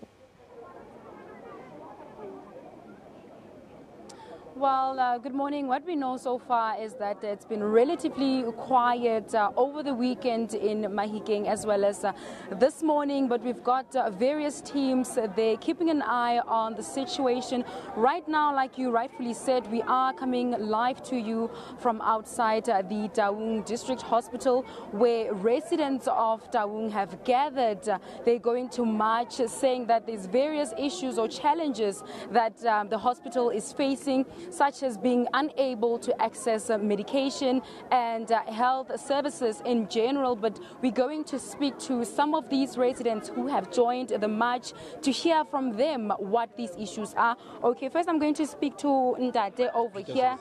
Ndate Peter, okay, thank you very much. Sir, please tell me, the challenges Salona with this hospital, what are those challenges? Yes, yes. Rona ba ga itse di challenges tsa rona di dintsi thata go bane hospital sa rona sa re thusa mara se thusa ka bokong ke gopola nako engwe ngwana ile hospital ba mona di nomoro ba ra phone gore a tle go tsaya dilo and then ha mo le mo le teng a tsa re le ditse ba tsa kgone go mo thusa mara se mo hospital straight le mo clinic mara affect hospital be ba ra tle go di tlhola mo be ba re mele mo haiso kwa le mo ga eo re safari le jalo today jalo yana ke tlile fa ka taba ya go tla go dira lekwalo la ngwana la tatudi ya ngwana o re tlogetseng ka weekend ka Saturday so yana ke le bogetsela ka re ke tsene ka mo gare and then go re kgone go kra thuso e wa fela mo di tlhareng gone ra sokola ra safara ke a leboga. All right, he's also just alluding to the fact that I just spoke about right now, that shortage of medication is a big problem. He's saying that often they come here but they are unable to receive medication. Another resident who's going to speak to us quickly is this gentleman over here. Sir, if you can also just add on to the challenges also that you guys are facing from this hospital. What are those challenges? Ke batla go raya na ke re le baagi ba Taung ka kakaretso re na le mathata ka bookelo jo bo kahano ga rena dingaka ga rena baoki bagolo ba rona ba tshaba le go tla bookelong ka gore se se diragalang mo ke se batho bontsi ba se bitsang slagpale batho ba admitilwe mo bookelong jwa rona ga ba kgone go boa because ga ba kry tirelo e siameng ya booki le ha o ka ela mothoko wa ela tlhoko mothoko ga o finyanela ka mo mojeng wa ka mono ke clinic o ka fitlhela le gore drain ya teng e taboga mo pele ga batho ba gata metsi a drain go ankga go leswe mare ha o ka ela tlhoko gape go mo ditlhareng tse di ka afatse go tletse di ambulance tsa buthelezi tse leng gore ke tsone tse di tsang madi a rona di a isa go go re sa itseng gore di kae ke batla go ra puso e kere re mahuma pelo ra itse gore o bone o le sekatla o godile o le sekatla o tla shwa o le sekatla re kopa gore o dire sengwe hela se se botlhale gangwe hela mo botshelong jwa gago o pagologe mo boeteleding pele jwa Northwest ke a lebo. Okay, just tell us in short also, on what basis are you calling him that? Ke buisiwa se yana ke gore maikarabelo ga yo mo go ene jaaka ile moeteledipele wa naga kampo moeteledipele wa province ya rona ya Northwest. Okay, there in short, the residents are telling us that the issues that they have, or the challenges they have with this hospital, includes, of course, like we said, shortage of medication. Resources have also been highlighted as a challenge, and also shortage of staff. They also, one of the residents saying that they would like to see the Premier of the Northwest stepping down. You'd remember this has been the umbrella call from various residents in different parts of the province. Another issue to add is that the Minister of Health is in Mahikeng this morning at the Mahikeng Provincial Hospital. It's one of the hospitals in the province that is facing these challenges that we have highlighted, and we'll still be out here to speak hopefully to more residents, to hear from them more issues that have led to this march. It's back to you for now. Definitely. Thank you very much for giving us the update there, Selwane Kakao from Taung in the Northwest Province, giving us more updates and information around some of the protests that now seem to have spread across the Northwest Province. In some other news, trade unions for striking bus drivers say they will intensify their action after wage talks with employers deadlocked. Tatau and Numsis say they also want non-unionized employees to also join in on the strike. Although there was some progress, negotiations came to another halt on Friday. Unions have lowered their demand from 12 to 9.5%, while employers are offering 8.5% for the first year and 8% for year two. Meanwhile, commuters are still stuck in snaking queues across the country. Well, 2 suspects arrested for public violence as well as malicious damage to property at a Nedbank Cup semi-final match at the Moses Mabhida Stadium in Durban will appear in the Durban Magistrates Court today. Please be warned, the following visuals show violence at the stadium. Well, 18 men were injured when Kaizer Chiefs fans invaded the pitch after the Amakhosi lost 2-0 to Free State Stars on Saturday. 5 of the 18 men who were injured were admitted to hospital for treatment. The extent of damage is still being assessed. Police say more arrests are imminent. The chairperson of the Premier Soccer League, Ivan Khoza, will address the media around midday today. Well, the successful hosting of the 2010 FIFA World Cup brought a tourism gain to South Africa. The international sporting spectacle gave the Rainbow Nation an impressive new look on the international stage. But the scenes that unfolded over the weekend at Durban's Moses Mabhida Stadium may have put a dent on the country's image as a football-loving nation. On Saturday night, chaos erupted at the venue. Angry fans invaded the pitch following Kaizer Chiefs' loss to Free State Stars. How could these violent scenes that were beamed on television screens and posted on social media have an impact on South Africa as a tourist destination? Well, earlier, SABC News spoke to Unathi Sonwabile Henama, a tourism lecturer at the Tshwane University of Technology.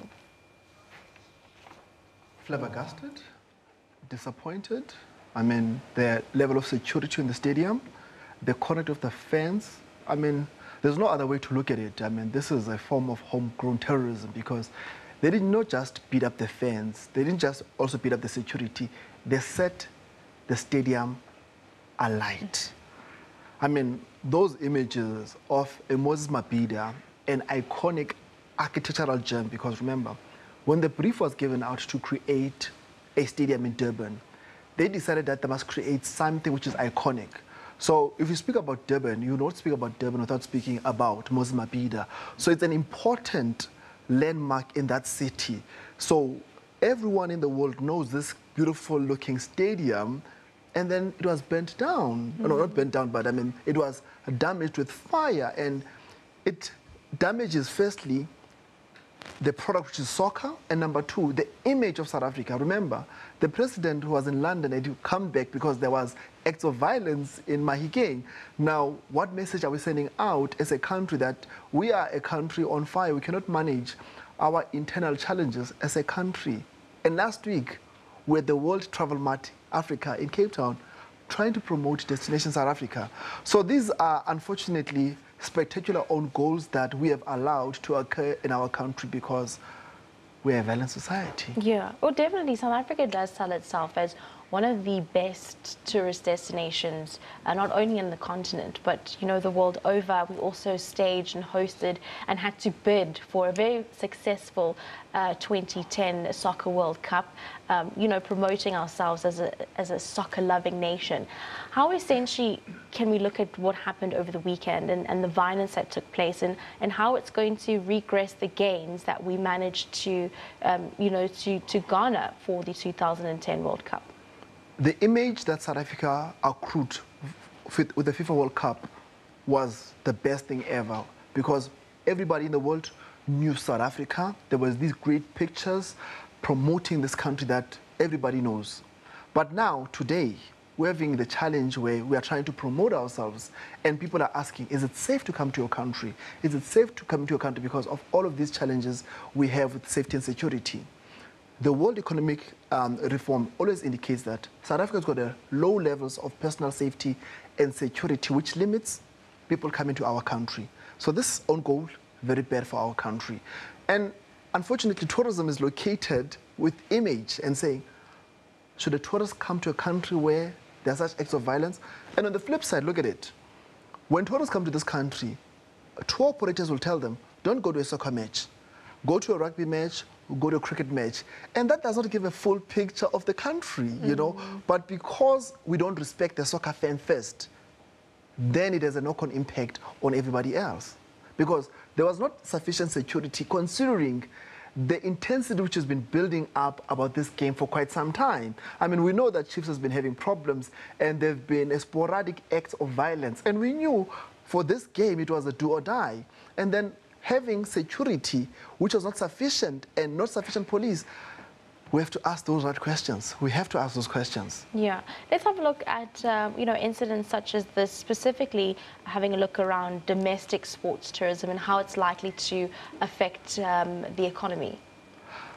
It will affect the economy, but because this is a domestic game, obviously they'll move it to the next stadium.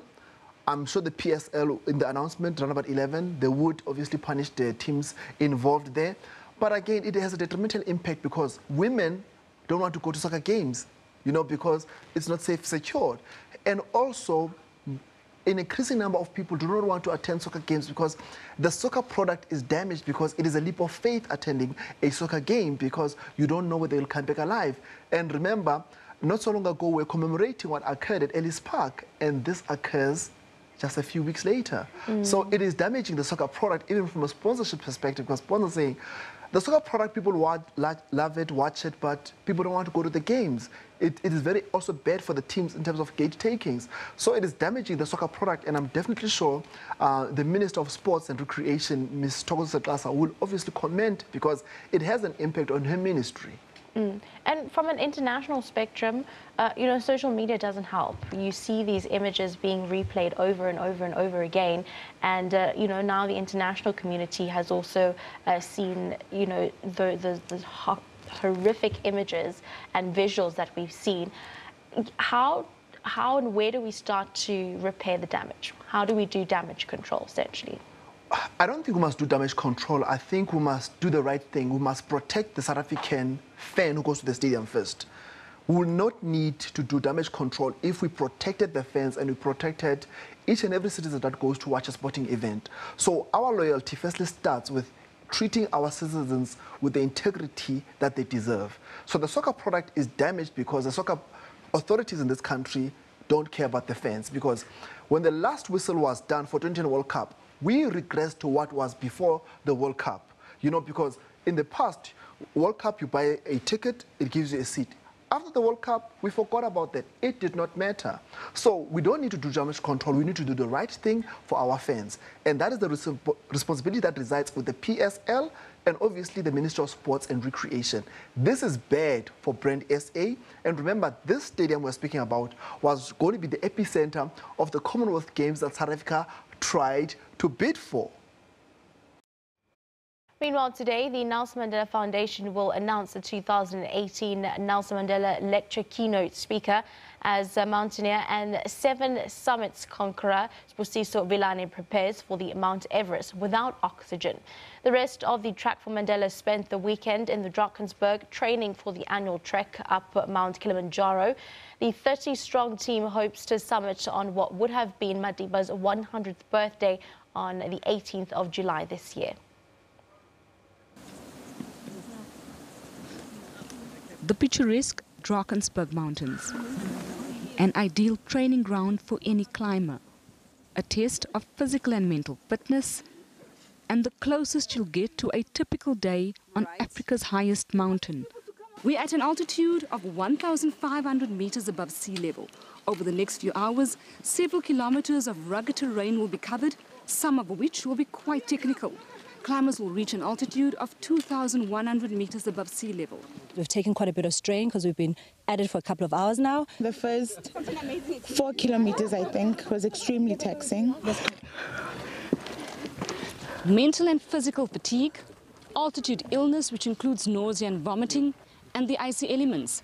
Just some of the challenges trekkers will have to prepare themselves for. This training session will come in handy when they have to negotiate on the slopes of Kilimanjaro. My feet are burning. It's my first time wearing these boots. From here, we need to stay as one group and take it much more slower. We knew what we were in for. Also a lot more camaraderie in the team.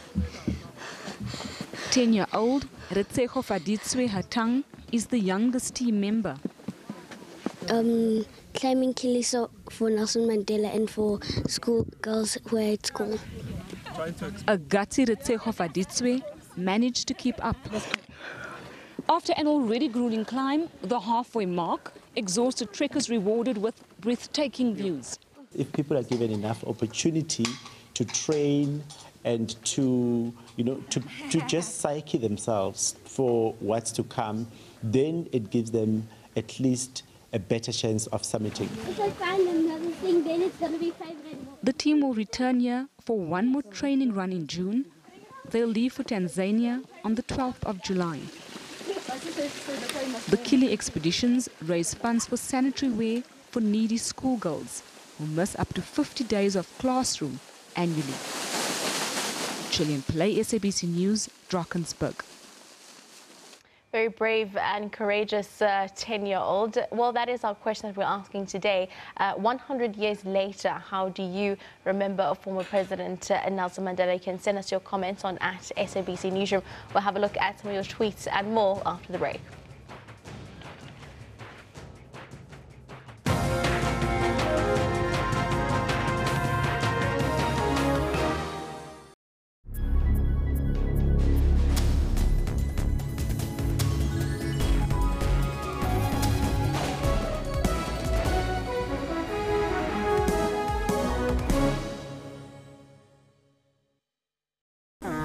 SABCnews.com is your one-stop digital portal to all the news you need. With a website that is easy to use on mobile, SABC News prides itself in being the primary source of public service content across multiple platforms. Watch live streams of all the big news events on the SABC News YouTube channel, which is one of the most viewed South African YouTube channels globally. And catch up on the best of SABC television and radio news. Follow breaking news on all of the SABC News social media platforms, interact with SABC News on Facebook, and stay connected on Twitter for the latest headlines and real-time updates by our reporters. SABC News, everywhere.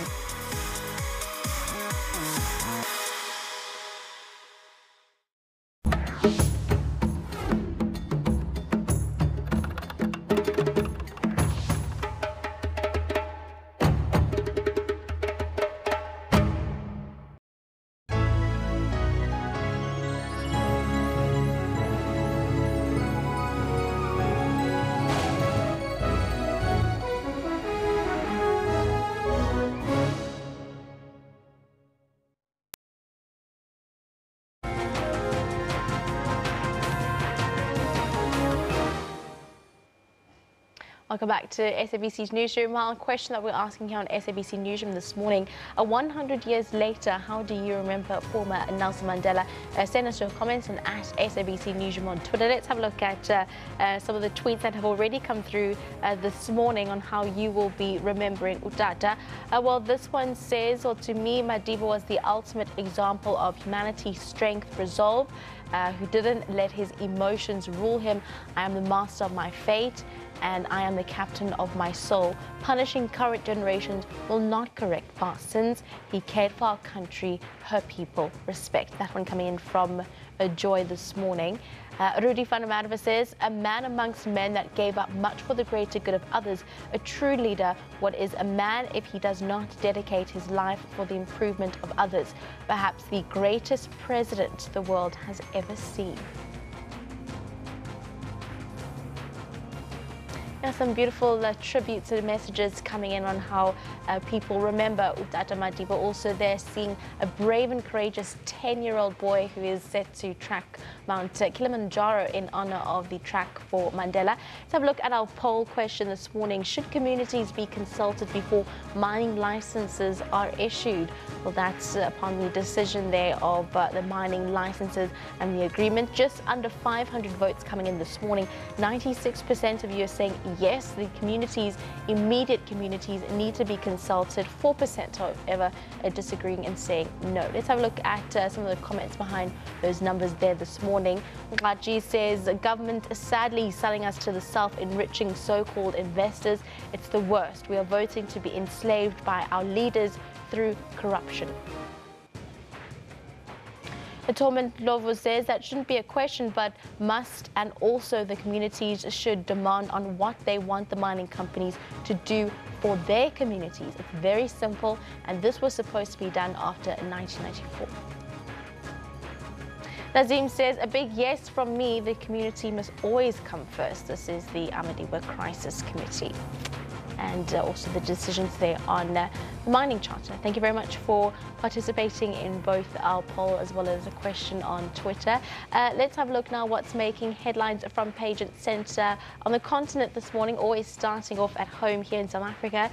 The Cape Town reports that last week independent media journalists reported on the apartheid-era style dirty tricks operation aimed at independent media Sekunjalo Investment Holdings, Sagamartha Technologies, IO Technology Solutions and Dr. Iqbal Survey. Up north in Nigeria, The Guardian says the United States government will deliver 12 Tusano A-29 ground attack aircrafts to Nigeria in 2020 after the federal government concluded payment of about 500 million in January this year. And in Swaziland, the Swaziland Observer, the Ministry of Health is drafting a human tissue bill that will entail, among other things, the donation of body parts by deceased Swazis for the purpose of transplants. Let's have a look at what we can expect coming up after the break. A new logo and a newly elected leadership for Zimbabwe's MDC party as divisions in the late Morgan Tsvangirai's party deepens. This and more when we come back.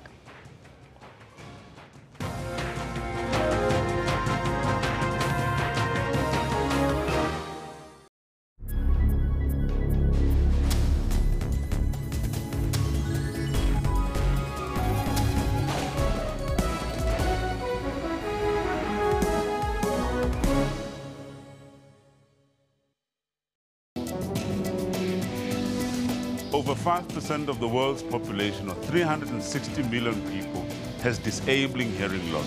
Sometimes babies are born that can't hear. Yeah. And especially during the pregnancy, where there's some infections that a mom could pick up that can actually transmit that damage to the ear, and those children can be born deaf. I don't look at myself as a disabled person. I looked at myself as Bruno, not with a disability. I don't have barriers. I use South African Sign Language because I have a language. And unfortunately, we need to talk to the teenagers and the young people out there. I know it's now fine to go to the concerts and listen to that loud music, but you're actually damaging those little hair cells all the time. And you're not going to pay the price now. You're going to pay the price when you turn 45, 50. And then all of a sudden, we're going to see the damage done. For all your health news, join Health Talk every Saturday from 9 to 10.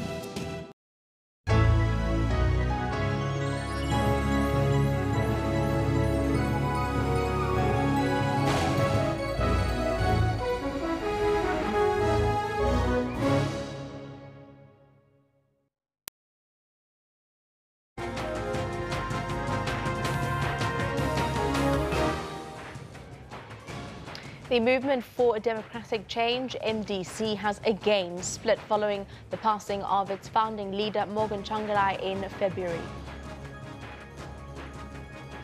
The NATO mission in Afghanistan has condemned the suicide bomb attack in the capital, Kabul, at the weekend, which killed 57 people. The president of the UN Security Council says member states have taken steps to start a dialogue about Syria at their informal meeting in the Swedish countryside.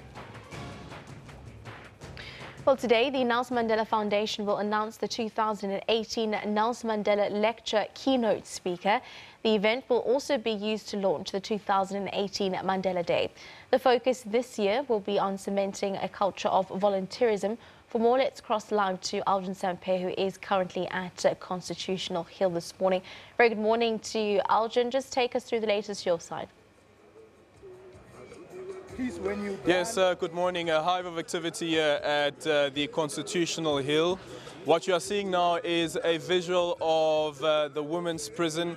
The women's prison where many women got arrested during the years of apartheid, the likes of Barbara Hogan, the likes of Winnie Madikizela Mandela. And quite interestingly, the last time there was such a huge event taking place here on Constitutional Hill was during the evenings that we were celebrating the life of Mam Winnie Madikizela Mandela, who died about 2 weeks ago.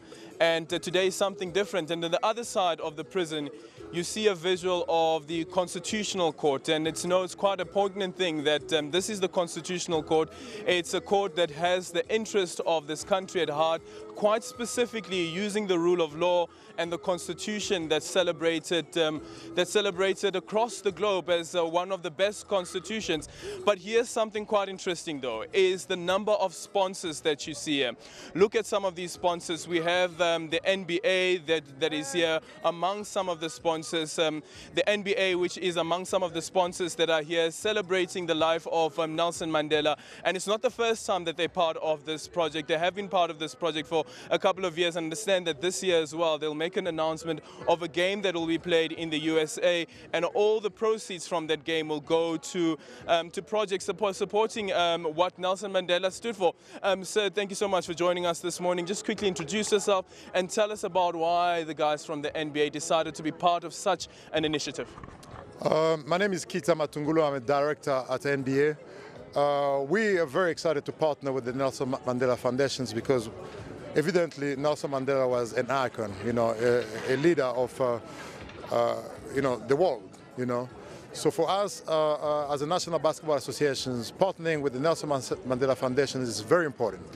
Very important to the sense that last year we had a game which all the proceeds went to the Nelson Mandela Foundation. This year we have the same game happening again, and all our efforts again, are the same as last year, meaning that we are going to partner and provide all the proceeds to the Nelson Mandela Foundations. So it's exciting for us, and we think that Nelson Mandela being the icon that he was, it's only fit for the NBA, the National Basketball Association, to partner. And if you could have a conference with all other sporting coach associations, what would you tell them about the Nelson Mandela Foundation and about the Nelson Mandela initiative of these projects, and probably encourage them to be part of this initiative? The initiatives are totally amazing. I think we understood that from the get-go, and I know that they work with a lot of other foundations. And for us, it's symbolic. It's symbolic to the fact that Nelson Mandela was an icon. The game itself will bring major players, the type of players that fit, the partnership. So we're excited about that prospect. Well, thank you so much for your time. As you can see, a number of sponsors here are part of this initiative that is taking place today. And of course, we are still waiting for the huge announcement, the announcement of who will be delivering the Nelson Mandela Lecture, which is set to be taking place on the 17th of July, just the day before Nelson Mandela Day, which is celebrated across the world, of course. This is a day that has been declared by the United Nations, a day where people are encouraged to come out and do goodwill. One of those initiatives, as we see right here, is the Mandela Trek for Mandela. As you know, a number of people trying to summit Mount Kilimanjaro. And here's another group that's doing exactly that. But theirs is quite interesting. It's not only about summiting Mount Kilimanjaro, but there's a drive behind it. Ladies, thank you so much for joining us this morning. The sanitary towels, it's a very, very huge issue in this country. How do we make sure that we encourage everyone to be part of such an initiative? Okay, so I would like to challenge you to climb Mount Kilimanjaro. That's the first one. I don't know. I know that I know that Silo Atang's son, who's 10 years old, is doing it. I don't know if I have that bravery or the courage, eh? Okay, so basically it's, like you mentioned, we've got the Trek for Mandela. It's an annual expedition where you get, this year, because of the Centenary year, we will have two climbs, which will be in July on the 18th, and then the second one will be on August. And then they summit on the 9th of August during Women's Month, Women's Day. As you mentioned, Silo Hatang being one of the climbers this year. We also have his son. We have 30, 40 other climbers just for the August one, and for July we've got around 50. But our aim is to have 100 climbers between now and 2019 to celebrate our Dada's centenary.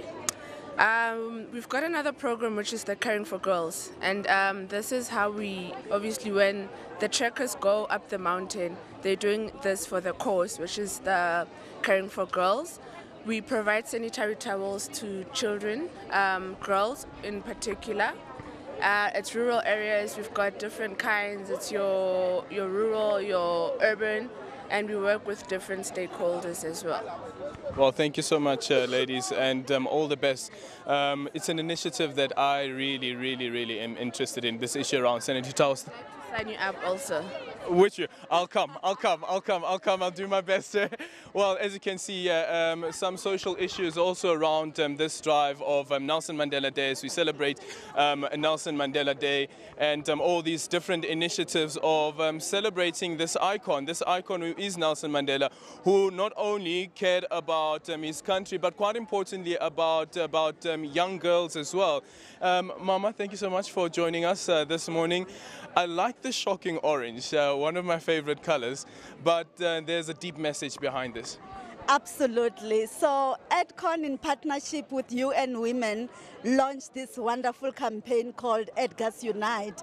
And really the purpose of this wonderful program was to take women from the shelters and help to empower them through the sewing skills. So we take them through an accredited program in partnership with some of our leading designers such as, JJ Skuman, San Goddess, and take them through a one-year program.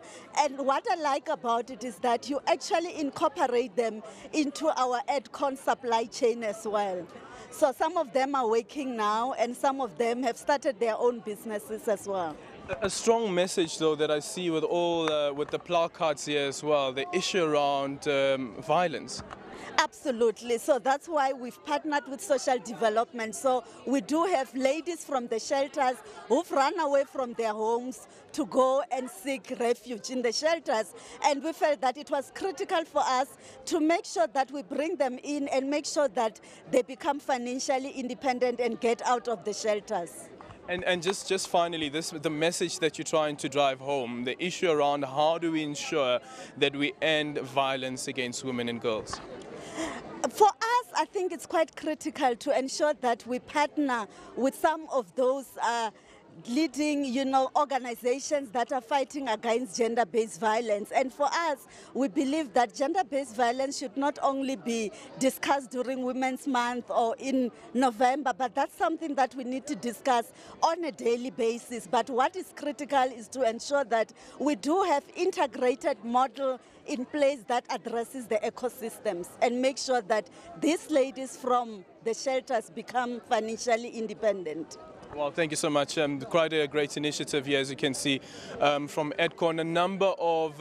A number of associations that are part of this initiative. Unfortunately, we can't speak to all of them, but as you can tell that it is a multifaceted approach, an approach coming all the way from the likes of the NBA. You see APSA is also part of this initiative. Shout SA is also part of this initiative. And remember that Shout SA was formed after the killing of the musician Lucky Dube, and Shout SA still remaining strong. As you can see right there behind us, there's a picture of Nelson Mandela sitting with Danny Kaye, and of course this is something that he also supported. But here is someone that is quite familiar to us, someone that we speak a lot to during the elections, and that is the Deputy Chair of the IEC. Thank you so much for joining us this morning.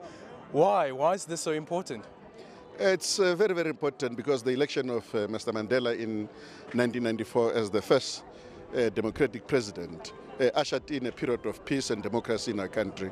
And our responsibility as the Electoral Commission is to sustain that democracy and to make sure that the institution has got integrity and is able to deliver the elections in such a manner that people can actually be able to look at those election results and say that this indeed represents the will of the people. I was actually speaking to Zalda Legrange earlier on, who is the former private secretary of the president, and we're speaking about this issue around Freedom Day, and of course Freedom Day coming up, the celebration of Freedom Day coming up. But Thomas Piketty, who once delivered the Nelson Mandela lecture, the economist, spoke about freedom is not only just about voting. There are other things that join with freedom when it comes to freedom to access transportation, for instance, to look for a job. That is quite important. Absolutely. I mean, that's why when you look at the Chapter 9 of our Constitution, various structures have been established, all of them with the intention of having to ensure that they protect and defend democracy in our country. And it is the realization of the fact that democracy is not only about the elections. There are various aspects of life that have got to be protected, that make an integral part of the process. So the Chapter 9 institutions are there in order to ensure that democracy is strengthened and defended, and that structures such as Human Rights Commission, Gender Commission, Public Protector, and all those structures, including the Electoral Commission, are there to make sure that the citizenry can actually be able to enjoy all the rights that are enshrined within the Constitution. Terry Tselane, thank you so much for your time. And speaking about this multifaceted approach, it's not only about, I guess, the Chapter 9 institutions, but also NGOs such as Shout SA, the role that they play in the country, the role that they play in trying to make sure that people understand the issues that this country faces, which is something quite important. The issue around the killing of Lucky Dube when this organization was started, and this organization still stands. No, definitely. You know, Lucky was the inspiration behind the formation of Shout with my son Danny K and his good friend Kabelo Mabalani. They got all the artists together and they did the Tears for Fears track, and the money that we raised, we kind of just have plowed into the building of libraries. So the kind of libraries, if you look over here, you'll find that, you know, from Mitchell's Plain to Shoshenguve to Palabowa and Bushbuck Ridge, and we're opening up Motherwell in PE next month. So that's our mission. Our mission is to make sure that every child gets the opportunity to go into a library. And what we say is a library is like a rocket ship.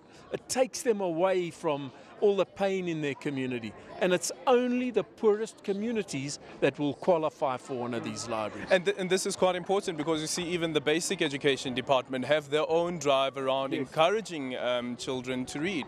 Absolutely. And that's the beauty of South Africa, because if you really know the heart of South Africans, whether it be the Department of Basic Education, Read to Lead, everybody is mobilizing and getting behind what can they do that is going to make a positive impact in South Africa. And there's no doubt about it, Madiba's legacy is retained by us being in that orbit of doing good.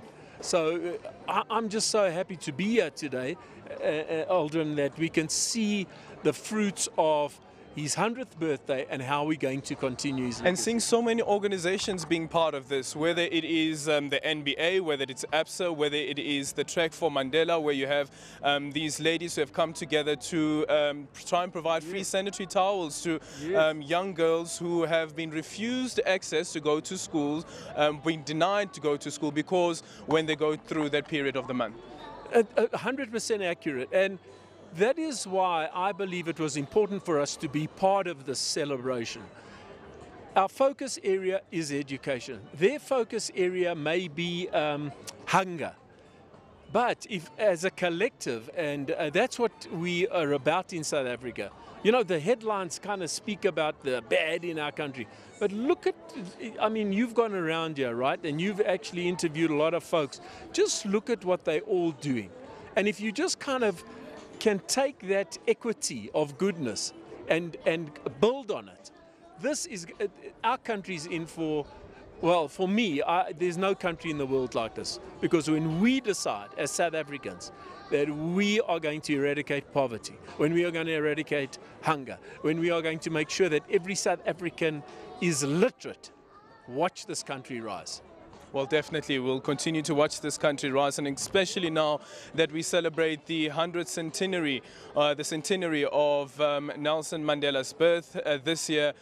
Quite an important year for the country, quite an important year for the world as well, as you've heard the previous guest that we were speaking to, that it's not only about South Africa, but it's about the entire world. For instance, the United Nations, the Human Rights Council, on Friday, they have an event taking place in Geneva celebrating this country's freedom, but also speaking to the life and legacy of Nelson Mandela. Then later on in the year, when the General Assembly in the United Nations sit down a day day before that, you'll have the heads of state sitting down and having a peace summit to speak about the issues of peace and how to ensure that peace and stability prevails not only on this continent but across the world, whether it is Syria, whether it is the DRC. Make sure that every person in this world enjoy the fruits of being a citizen and enjoy the fruits of being a human being living on this piece of earth. It's back to you guys in studio.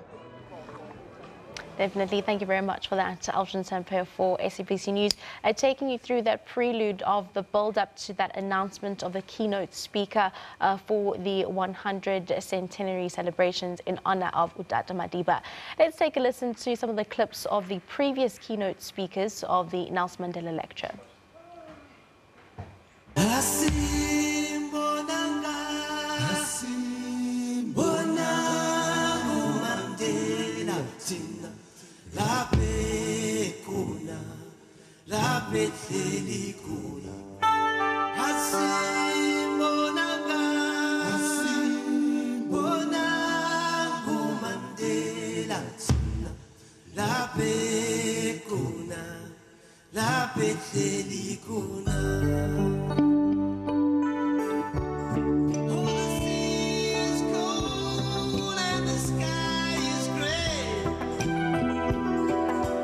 We will forever be grateful for the kindnesses that you have given to all our families over the years on dark and sunny days. After all President Mandela had endured and given to South Africa, to the people of this continent, and to the world, no one would have begrudged him a quiet and peaceful retirement. But that was not for him. Like the old man in Dylan Thomas's famous poem, he refused to go gentle into that good night.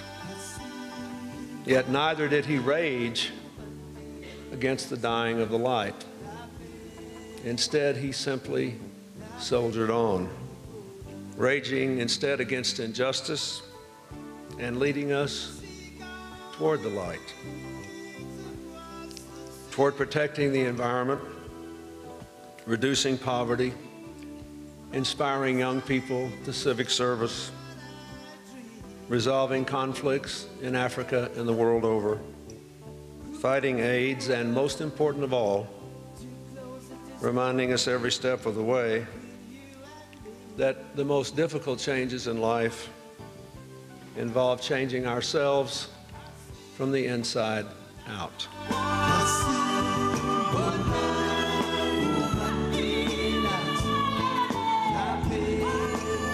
The critical concern that George Soros has expressed is what it describes as market fundamentalism. The dominance and precedence of the capitalist motive of private profit maximization, which has evolved into the central objective that informs the construction of modern human societies in all their elements.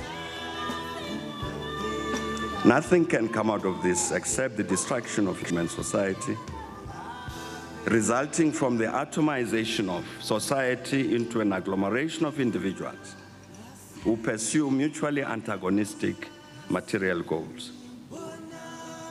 Necessarily and inevitably, this cannot but negate social cohesion and mutually beneficial human solidarity, and therefore the most fundamental condition of the existence of all human beings, namely the mutually interdependent human relationships without which the individual human being cannot exist.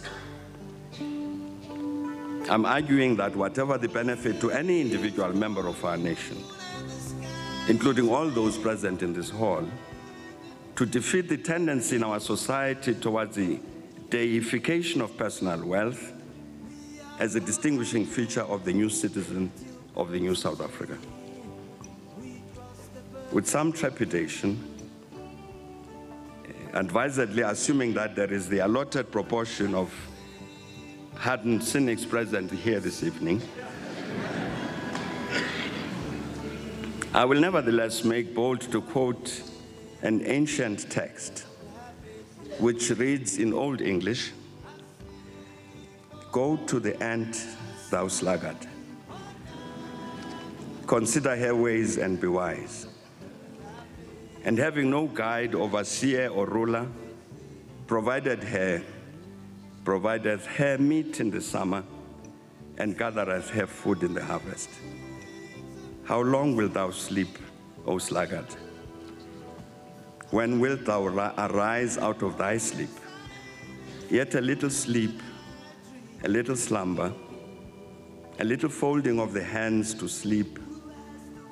So shall thy poverty come as one that travelleth, and thy want as an armed man." I know that given the level of education of our audience this evening, the overwhelming majority among us will know that I've extracted these passages I've just quoted from the book of Proverbs, contained in the St. James edition of the Holy Bible.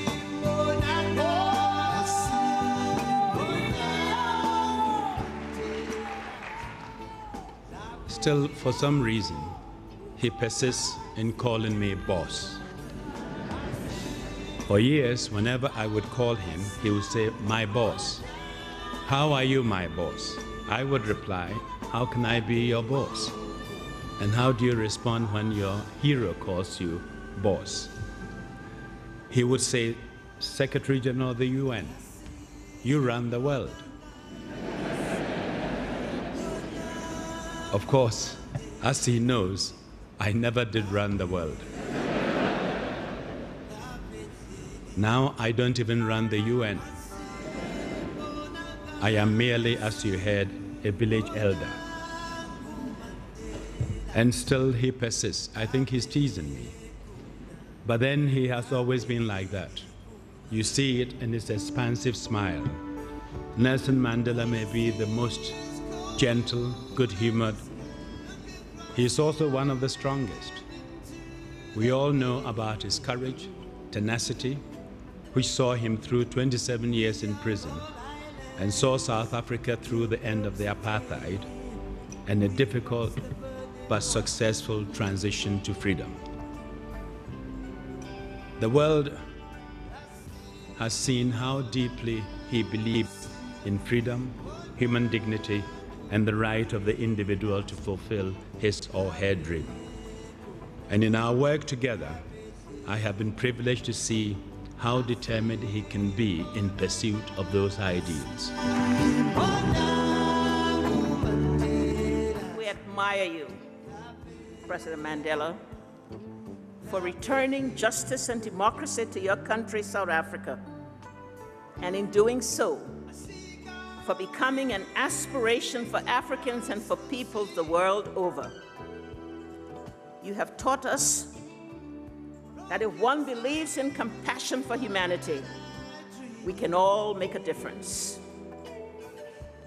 South Africa is a young democracy that has set a high standard for the continent in terms of its focus on constitutionalism, human rights, and democracy.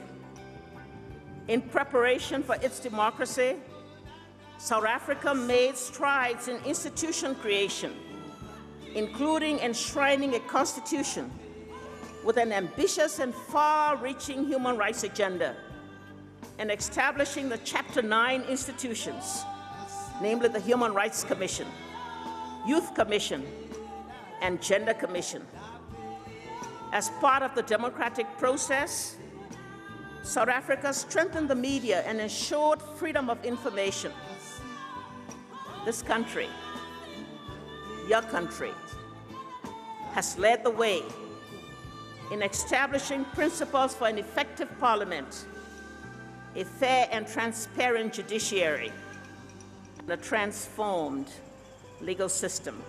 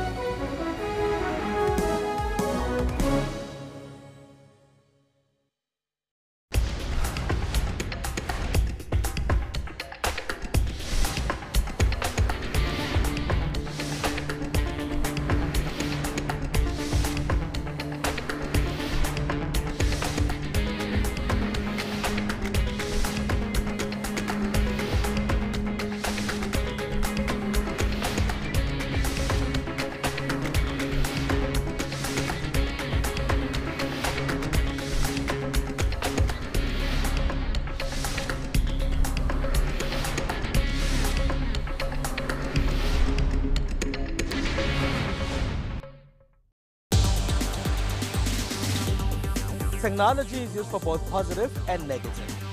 Some governments block the internet in times of protest. With this internet blackout, it's impossible for me to do it, so I have to travel to Douala. This act is a true violation of the rights of citizens. In Africa, people are always coming up with innovative ways to use technology to solve some of their problems. The more interesting piece of technology is actually the artificial intelligence. AI, it's utilizing data to make your life easier. On Network, we give you Africa's technology and social media news. Catch Network with Spumelele Zondi every Saturday at 8:30 p.m.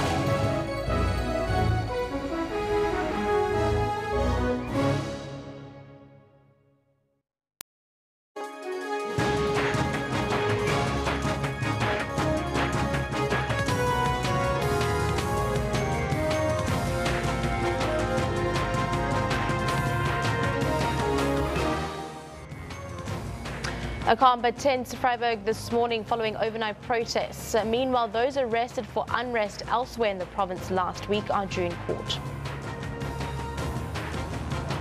PSL Chair Ivan Khoza to address the public at noon following Saturday night's soccer violence in Durban, while 2 suspects are expected to appear in the Durban Magistrates Court.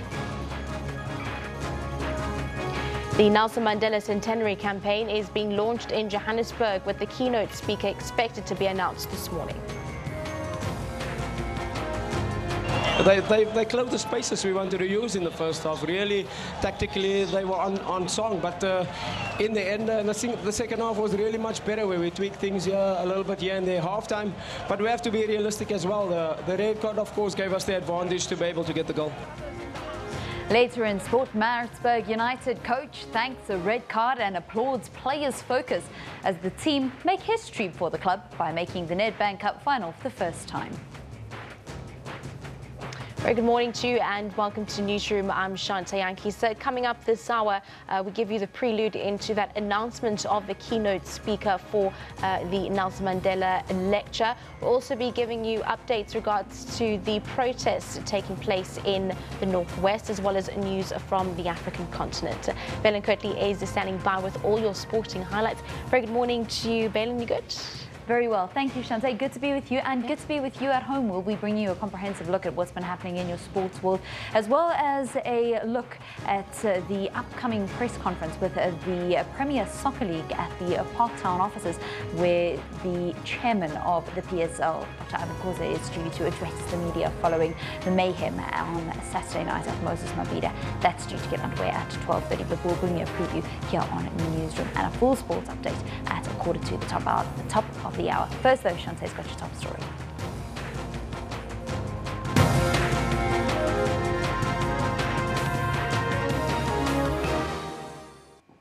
In your lead story at 11 o'clock, 2 suspects arrested for public violence as well as malicious damage to property at a Nedbank Cup semi-final match at the Moses Mabhida Stadium in Durban will appear in the Durban Magistrates Court today.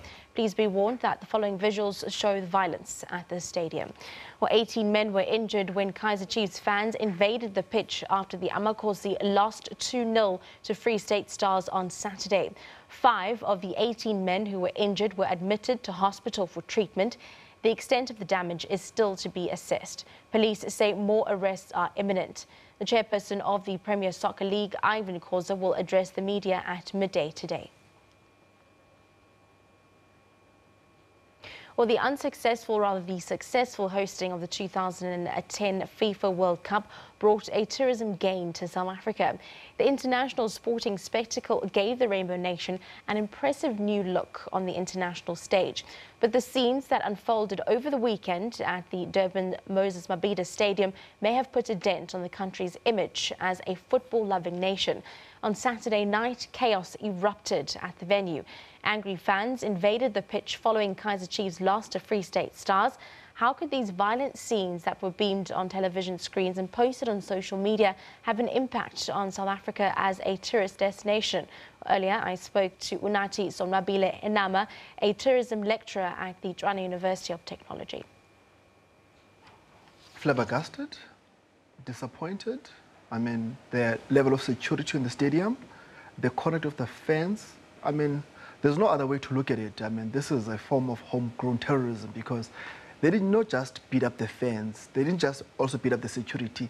They set the stadium alight. I mean, those images of a Moses Mabhida, an iconic architectural gem, because remember, when the brief was given out to create a stadium in Durban, they decided that they must create something which is iconic. So if you speak about Durban, you don't speak about Durban without speaking about Moses Mabhida. So it's an important landmark in that city. So everyone in the world knows this beautiful looking stadium, and then it was burnt down. No, not burnt down, but I mean, it was damaged with fire, and it damages, firstly, the product, which is soccer, and number two, the image of South Africa. Remember, the president who was in London had to come back because there was acts of violence in Mahikeng. Now, what message are we sending out as a country that we are a country on fire? We cannot manage our internal challenges as a country. And last week, we're at the World Travel Mart Africa in Cape Town, trying to promote Destination South Africa. So these are, unfortunately, spectacular own goals that we have allowed to occur in our country because we're a violent society. Yeah, well, definitely South Africa does sell itself as one of the best tourist destinations, not only in the continent, but, you know, the world over. We also staged and hosted and had to bid for a very successful 2010 Soccer World Cup, you know, promoting ourselves as a soccer-loving nation. How essentially can we look at what happened over the weekend and the violence that took place and how it's going to regress the gains that we managed to, you know, to garner for the 2010 World Cup? The image that South Africa accrued with the FIFA World Cup was the best thing ever because everybody in the world knew South Africa. There was these great pictures promoting this country that everybody knows. But now, today, we're having the challenge where we are trying to promote ourselves and people are asking, is it safe to come to your country? Is it safe to come to your country because of all of these challenges we have with safety and security? The World Economic Reform always indicates that South Africa's got a low levels of personal safety and security, which limits people coming to our country. So this own goal, very bad for our country. And unfortunately, tourism is located with image and saying, should a tourist come to a country where there are such acts of violence? And on the flip side, look at it. When tourists come to this country, tour operators will tell them, don't go to a soccer match. Go to a rugby match, go to a cricket match. And that does not give a full picture of the country, you know. But because we don't respect the soccer fan first, then it has a knock-on impact on everybody else. Because there was not sufficient security considering the intensity which has been building up about this game for quite some time. I mean, we know that Chiefs has been having problems and there have been a sporadic acts of violence. And we knew for this game it was a do or die. And then having security which was not sufficient and not sufficient police, we have to ask those right questions. We have to ask those questions. Yeah. Let's have a look at, you know, incidents such as this, specifically having a look around domestic sports tourism and how it's likely to affect the economy. It will affect the economy, but because this is a domestic game, obviously they'll move it to the next stadium. I'm sure the PSL, in the announcement, round about 11, they would obviously punish the teams involved there. But again, it has a detrimental impact because women don't want to go to soccer games, you know, because it's not safe, secured. And also, an increasing number of people do not want to attend soccer games because the soccer product is damaged because it is a leap of faith attending a soccer game because you don't know whether they'll come back alive. And remember, not so long ago, we're commemorating what occurred at Ellis Park, and this occurs just a few weeks later. So it is damaging the soccer product even from a sponsorship perspective because sponsors saying, the soccer product, people love it, watch it, but people don't want to go to the games. It is very also bad for the teams in terms of gate takings. So it is damaging the soccer product, and I'm definitely sure the Minister of Sports and Recreation, Ms. Thokoza Setlaza, will obviously comment because it has an impact on her ministry.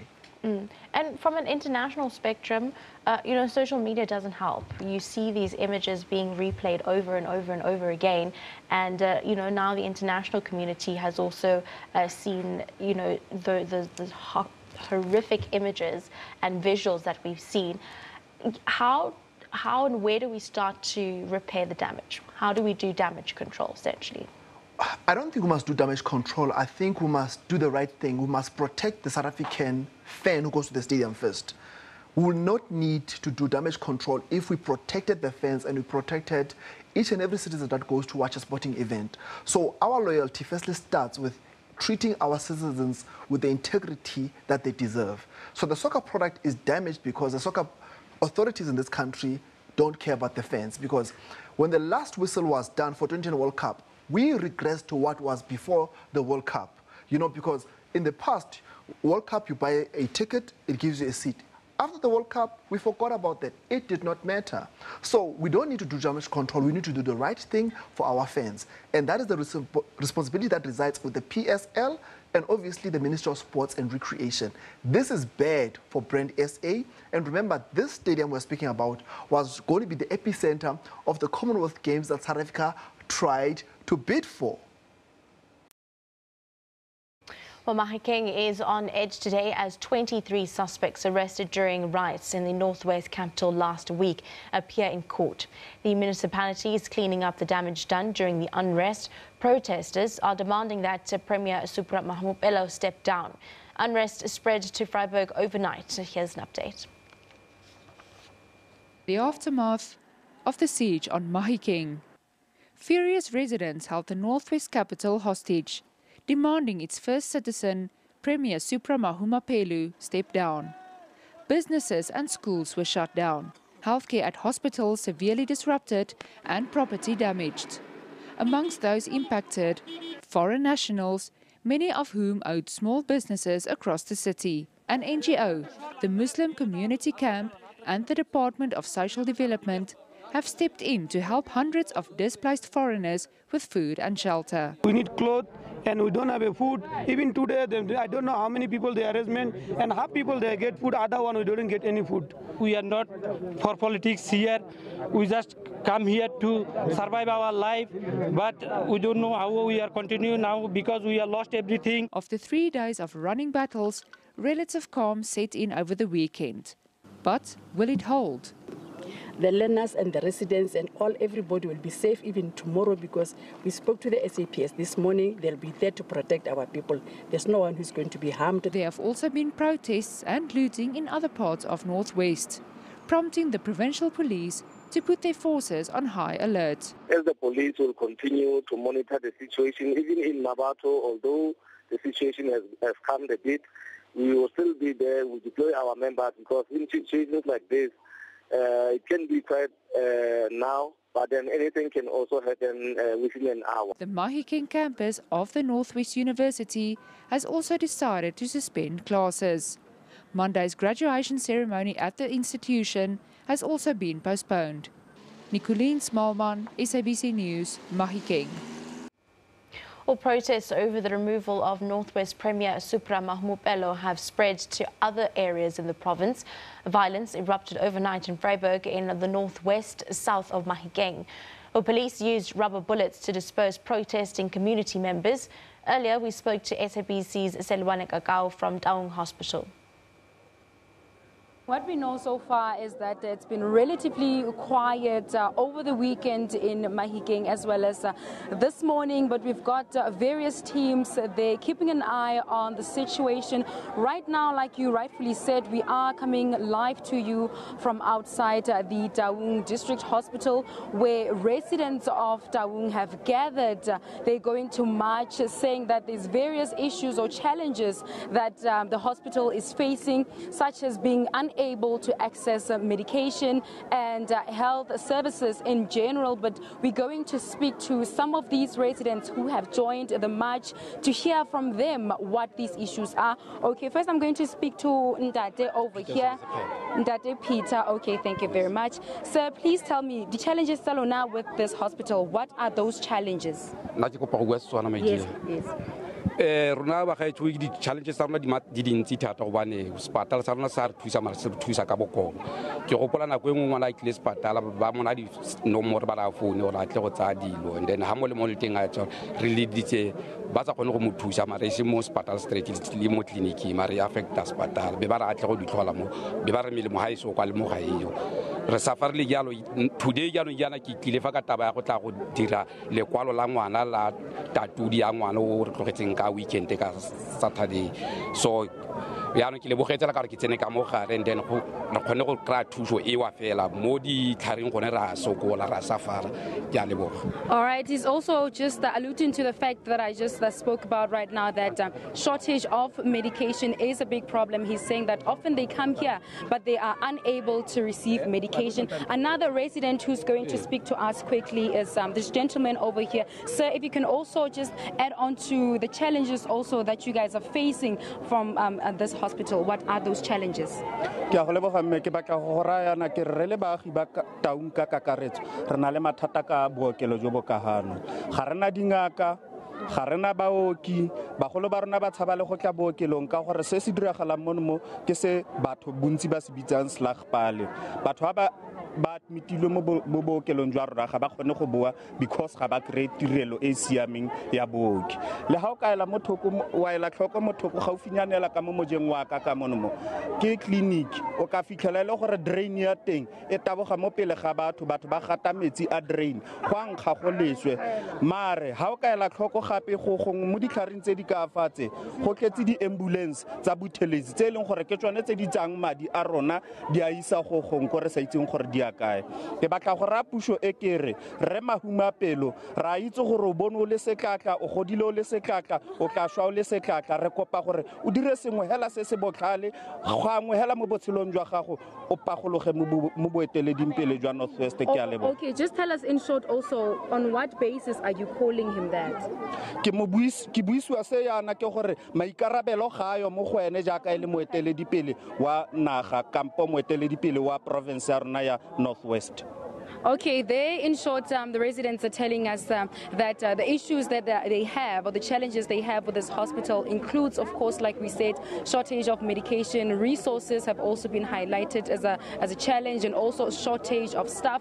They also, one of the residents saying that they would like to see the Premier of the Northwest stepping down. You'd remember this has been the umbrella call from various residents in different parts of the province. Another issue to add is that the Minister of Health is in Mahikeng this morning at the Mahikeng Provincial Hospital. It's one of the hospitals in the province that is facing these challenges that we have highlighted, and we'll still be out here to speak hopefully to more residents, to hear from them more issues that have led to this march. Well, residents of Kamahuk in the Eastern Cape have also now taken to the streets. Roads are being blockaded with burning tires and an even articulated truck. Traffic has also been disrupted. Municipal earth moving equipment had also been torched. Earlier we spoke to SABC's Busisiwe Jemsana. All right, so we will be giving you more updates on the protests that have taken place there. Let's now cross over live to the Mandela Centenary celebrations, which have just kicked off. We do know the keynote speaker is also going to be announced this morning. Prisoners well, you can know that that's a good society. And I think the UN recognized that to educational trusts that have been opened, leadership awards, and many other things to celebrate his legacy. As the foundation, we continue to live up to the 3 mandates that he set for us: peace, democracy, and human rights, that we must create a just society that can benefit those who are still to be born. For the centenary, we're challenging you that all of us must live up to the 3 key messages that we've put out, that we must be the legacy, that we must try find Madiba in ourselves, and that we must try build a values-based society. It's because of lack of values that our values have been so sacrificed and damaged that you can find men, big men, hitting a woman in a stadium after the violence that erupted after Kaizer Chiefs. That image will haunt us for many years to come. As a Kaizer Chiefs supporter, I continue to say that that's something that should never have happened, and our society must abhor that. And if we can help find those criminals, we must help the criminal justice system to then ensure that they are tried for what they did. With this year's Mandela Day, we've decided to go deeper in terms of the work that we want to do and do some more sustained work, that all the work that we do must have a sustainable impact. We've listened to the views that have been said out there in terms of criticism of Mandela Day, that it's too cooperative, for example, that we should then try and bring citizens more active to participate actively to help build Mandela Day to be what we want it to be. But we've also heard from people who don't do anything, who are just criticizing on the sidelines. And we're saying to those also, you need to join in the movement to help change the life of one person if you can. And I think it's this just criticizing without helping that doesn't help build our nation. So we are urging us to all find something that we can do. Centenary Institution, we also want to mark the legacy of Mama Albertina Sisulu. You'll remember that she also would have been turning 100 years this year. That's why for the foundation, both in August and October, we'll dedicate those 2 months specifically, but we'll participate in the other programs. For us, we will then dedicate those 2 months specifically to just observing her legacy. The family, we've been working with the family, with the Sisulu family, ensuring that we grow this legacy and ensuring that all of us can observe her centenary too. Madiba said the following things, talking about her.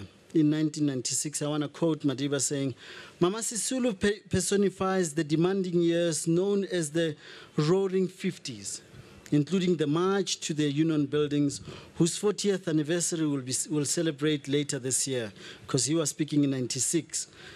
She had a share of hazardous times in the underground and the repression of the early 60s.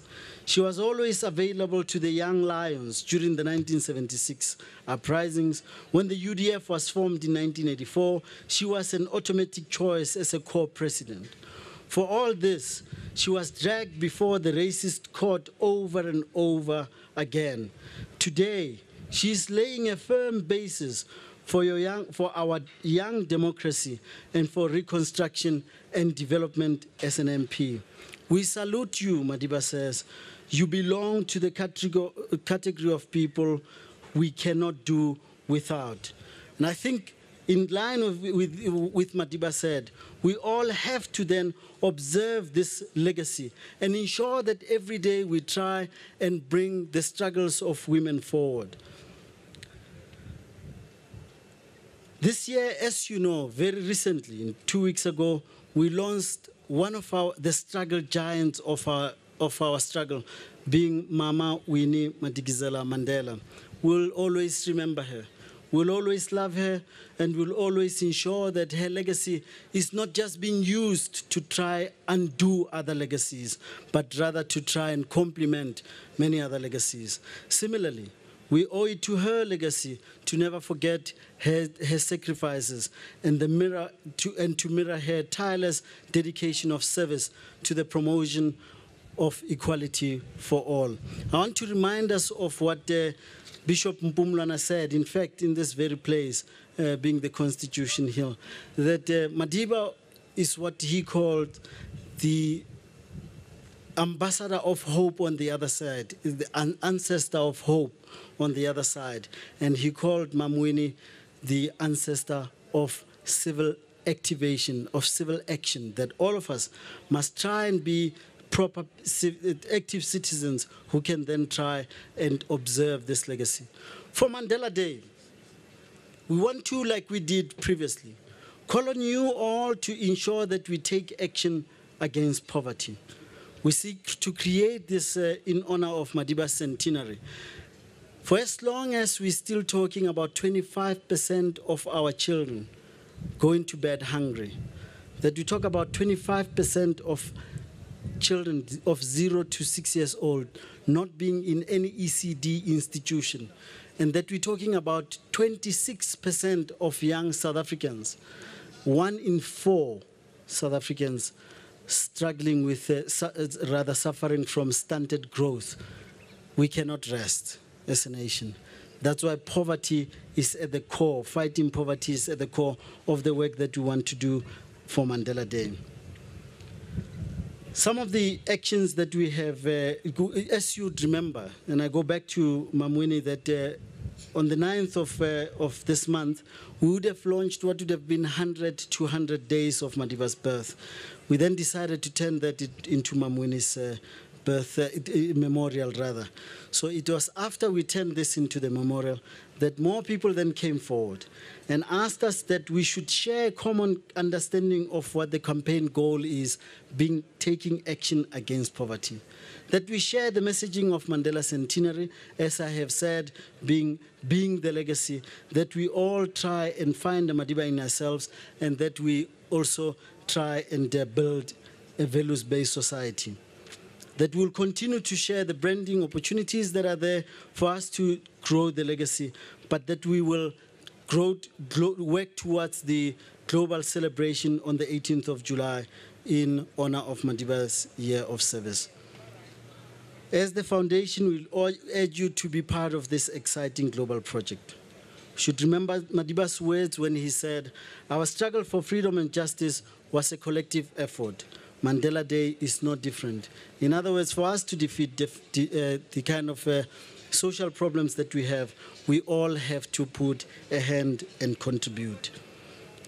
To mark the centenary of Madiba's year, the foundation will be deepening its work in poverty and inequality, as I said, but also we will also anchor our work on anti-black racism.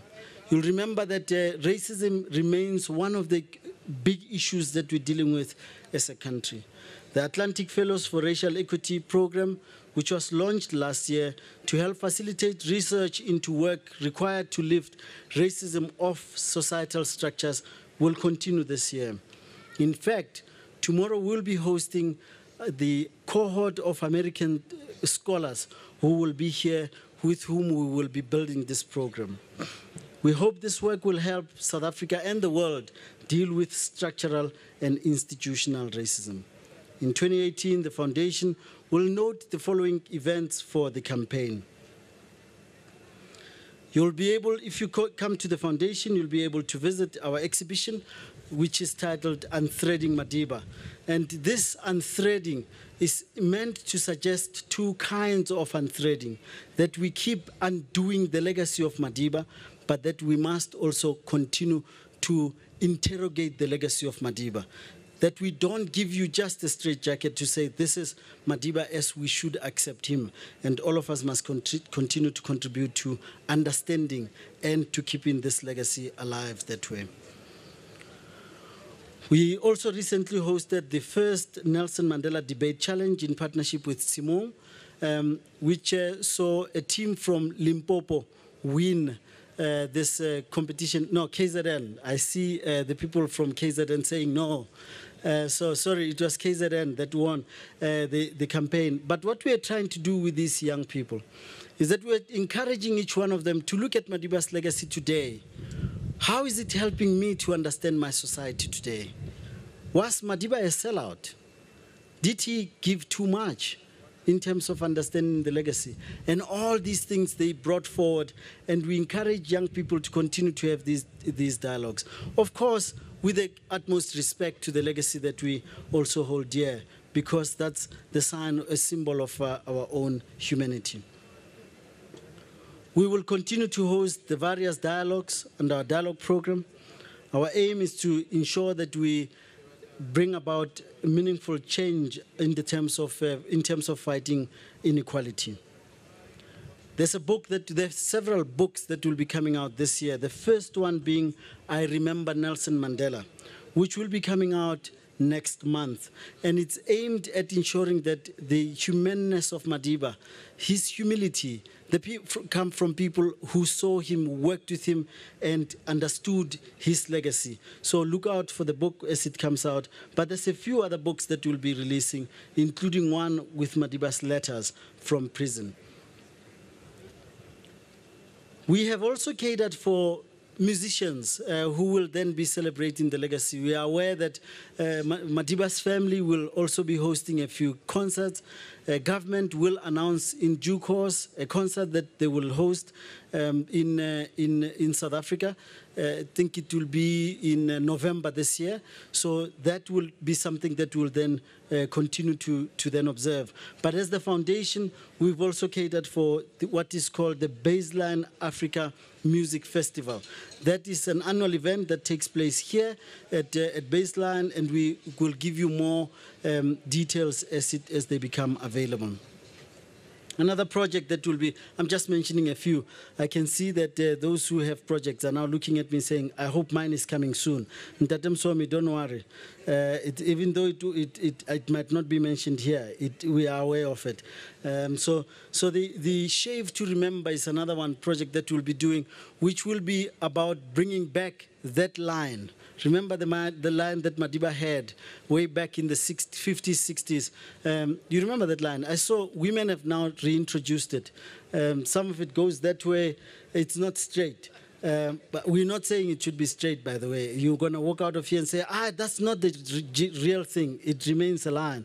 But for us, Shave to Remember is about reminding ourselves of our responsibility to ensuring that that line is a path to a much more equal society, is a path towards a much more society that cares about the vulnerable, and a society that understands that we have a long road to go, a long walk ahead. This is a project that we'll be doing both here and internationally. It will be rolled out soon. I think on the 22nd of this month it will be rolled out. Then there's a concept that we've come up with, which we hope you will like, which is about Mandela Fridays, which we hope that all of you will like what we try to present here. You'll see this T-shirt that I'm wearing. You can't see all the features because you're looking at me. If you focus here, so. Apparently, I'm too short. The people are trying to work out. So if you look at this, you see the values that Madiba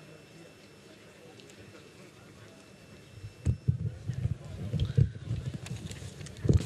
So here, what you have is what Madiba would be Madiba's values, as it were. And we're trying to present this as a kind of T-shirt that you can then use. On the one sleeve, you'd have the partner logo, and on the other, you'd have, in fact, they're saying I should strip. Oh, apparently I don't have the body for it, so here's a muscular person. He's even volunteering to come on stage to show his muscles. So you'll see those are the values, and here you'll have the logo and the full logo on the other side. On here you can then have the hashtag is also there somewhere, observing Madiba's Centenary. So with these Mandela Fridays, we're trying to remind ourselves that taking action against poverty can't be a one-day event, that we must do it every day, and that we must try and use this to show it as a commitment to the struggles that are still coming. That all of us will then be working hard to ensure that we get the T-shirt, not just to wear it, but to take action in its honor. And that's why we're then encouraging you to then get the genuine thing, by the way, which is important. You know that the ambassadors here might call it wrong country. And then, so without calling country, fakes might be out there. So let's just make sure that we get the real thing. The website will be making that information available soon. Some of our partner, the events that we're partnering in include an international exhibition that will start in Melbourne, move on to New Zealand. From New Zealand, it will then continue around the world, the US, until it gets back to South Africa in 5 years. So look out for that one. And there's a production by Ntate Mbongeni Ngema. Most of you might have seen it, called the Nelson Mandela Through the Eyes of an Artist. Prison Letters of Nelson Mandela will come out, as I said. And my colleague who's working right at the back there, Sam Fenter, is the one who is dealing with that project and will be making that available. In fact, what goes with that is a production that we're doing with Market Theatre that will start in due course. With the South African Reserve Bank, we have a 2018 commemorative note, which will come out on July 18th, and we will give you more information with the Reserve Bank as it becomes available. One of our big partners on the libraries initiative has been ABSA, and I want to single them out mainly because Maria, in fact, decided to be here today. So I was not going to mention them, but I was intimidated because she's here. But again, it's a challenge that I would like to challenge Maria rather than me challenging other CEOs, that you should challenge other CEOs to join in the struggle, to ensure that we can then, Bobby, that we can then make sure that Ntate Malabi is sitting next to her, and we're hoping that you can then also call out to others, corporates out there, to say we need to make this year much bigger than we have thus far. So we're aiming to build 100 libraries countrywide. No pressure on ABSA, but they have already committed to, I think, 90 of the 100. Is that correct? Yeah, they nodded. So it means we're pretty close to the end of the target, if you can come on board. Of course, there's another initiative that we're doing, and today being the day that Michael Komape's family will be in court for the judgment dealing with pit latrines. We would like to challenge all of us here that we must help eradicate pit latrines in honor of Madiba. To hear the Minister of Basic Education saying it will take until up to 2024 to eradicate these toilets, how many more Lumkas would have died? How many more Michael Komapes would have died? So we are challenging all of us that if you can eradicate one toilet out of our system, we will be all the better for that. Of course, we also have a lot of activities on boxing. We're going to have an event that will, rather a tournament on boxing, both here in Gauteng, but also as a global event and in the Eastern Cape. That's something that we'll then do. There would be, as I said, legacy concerts, including one in Porto, but the ones that will be held by the Mandela family also, which will be in the different centers, such as in Germany, in London, and many other centers. Bikers for Mandela Day. I saw bikes here earlier on, but I don't see them anymore. The bikers are here, and they will again be doing what they have been doing since 2010, where they ride to change lives. This year they'll do the same thing again, but you'll hear more information at a later stage. 67 blankets for Mandela Day is another one that will be coming up. Where Carolyn Stein, I don't know if she's here, tomorrow they will be unveiling what will be the masterpiece blanket for Mandela Day that will be coming through. So as we remember Madiba, We then are going to also do a few runs, including the Nelson Mandela Walk and Run in remembering Madiba with the government of Gauteng and the local government of Tshwane. But we will also have a few others like the one in Mngungundlovu that we'll be doing. We'll be working in collaboration with the Motsepe Foundation to showcase our soccer specifically, but sport in general. Now, I know that you're not here for these things. You're just thinking to yourselves, get to the point, man. We want to know who's going to be the speaker. That's what you want, right? So you're sitting like this, watching the program, thinking, just get to the point. We want to know who's the speaker for this year. Before I get there, I need to tell you that this year, the theme is renewing the Mandela legacy and promoting active citizenship in a changing world. The reason we chose to go this route, where we use this as a theme, is again to go back to active citizenship. This was crafted after Mamwini passed in order to then try and build active citizenship within our society. And we are hoping that we will do so. I've just been told that I can't tell you yet who it is because I need to tell you why we chose this person. You'll know that last year we've had 14 lectures before, and all 14 lecturers have been invited, and indications are most of them will be attending. And we are hoping that the 15 lecturers, and all 15 we hope will attend. Of these 15, each one of them has touched on a theme that changed or was responding to something that was happening around the world. So this year we thought, who can best represent the legacy of Madiba than the person who we believe took on the baton when he became president of his own country and led in the struggle of ensuring that we build. I can see you guessing, and you're wrong. It's not him. No, you said her. It's not her. It's not her. It's someone else. But it's this person that we then thought, who can this person be that can then respond to this challenge? In a world that has gone crazy with Twitter, where the finger can determine national policy of a country, who can that be? Who can then respond to the challenge? Again, we kept on asking ourselves, who would be able to deal with issues of democracy in a world that's ravaged by corruption, and it's the very thing that he was trying to fight against, and in fact, African-born, because we thought rather with an African heritage. So we thought people were calling for an African to come and address us, and we thought it has to be an African, correct? An African, correct? Maria, you're still not sure who it is.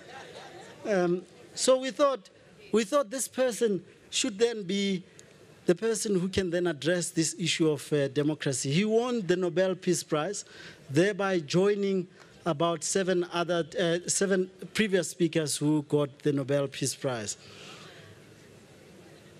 And this year, in 2018, there's no drums, that's the problem. Ladies and gentlemen, please help me to say to President Barack Obama, we will be looking forward to hosting him as he will be addressing the 16th Nelson Mandela Annual Lecture. This lecture will focus on creating conditions for bridging divides, working across global ideologies and lines that needs to be crossed, and resisting oppression and every sense of inequality. The lecture will take place on the 17th of July, 2018, And I know it's a day before Madiba's birthday, and it will be held at Ellis Park Arena in Johannesburg. I can feel my phone is already ringing. People are now asking for tickets. Tickets will be made available. Please, you are all welcome, as we'll be welcoming you to welcome President Obama. Thank you very much.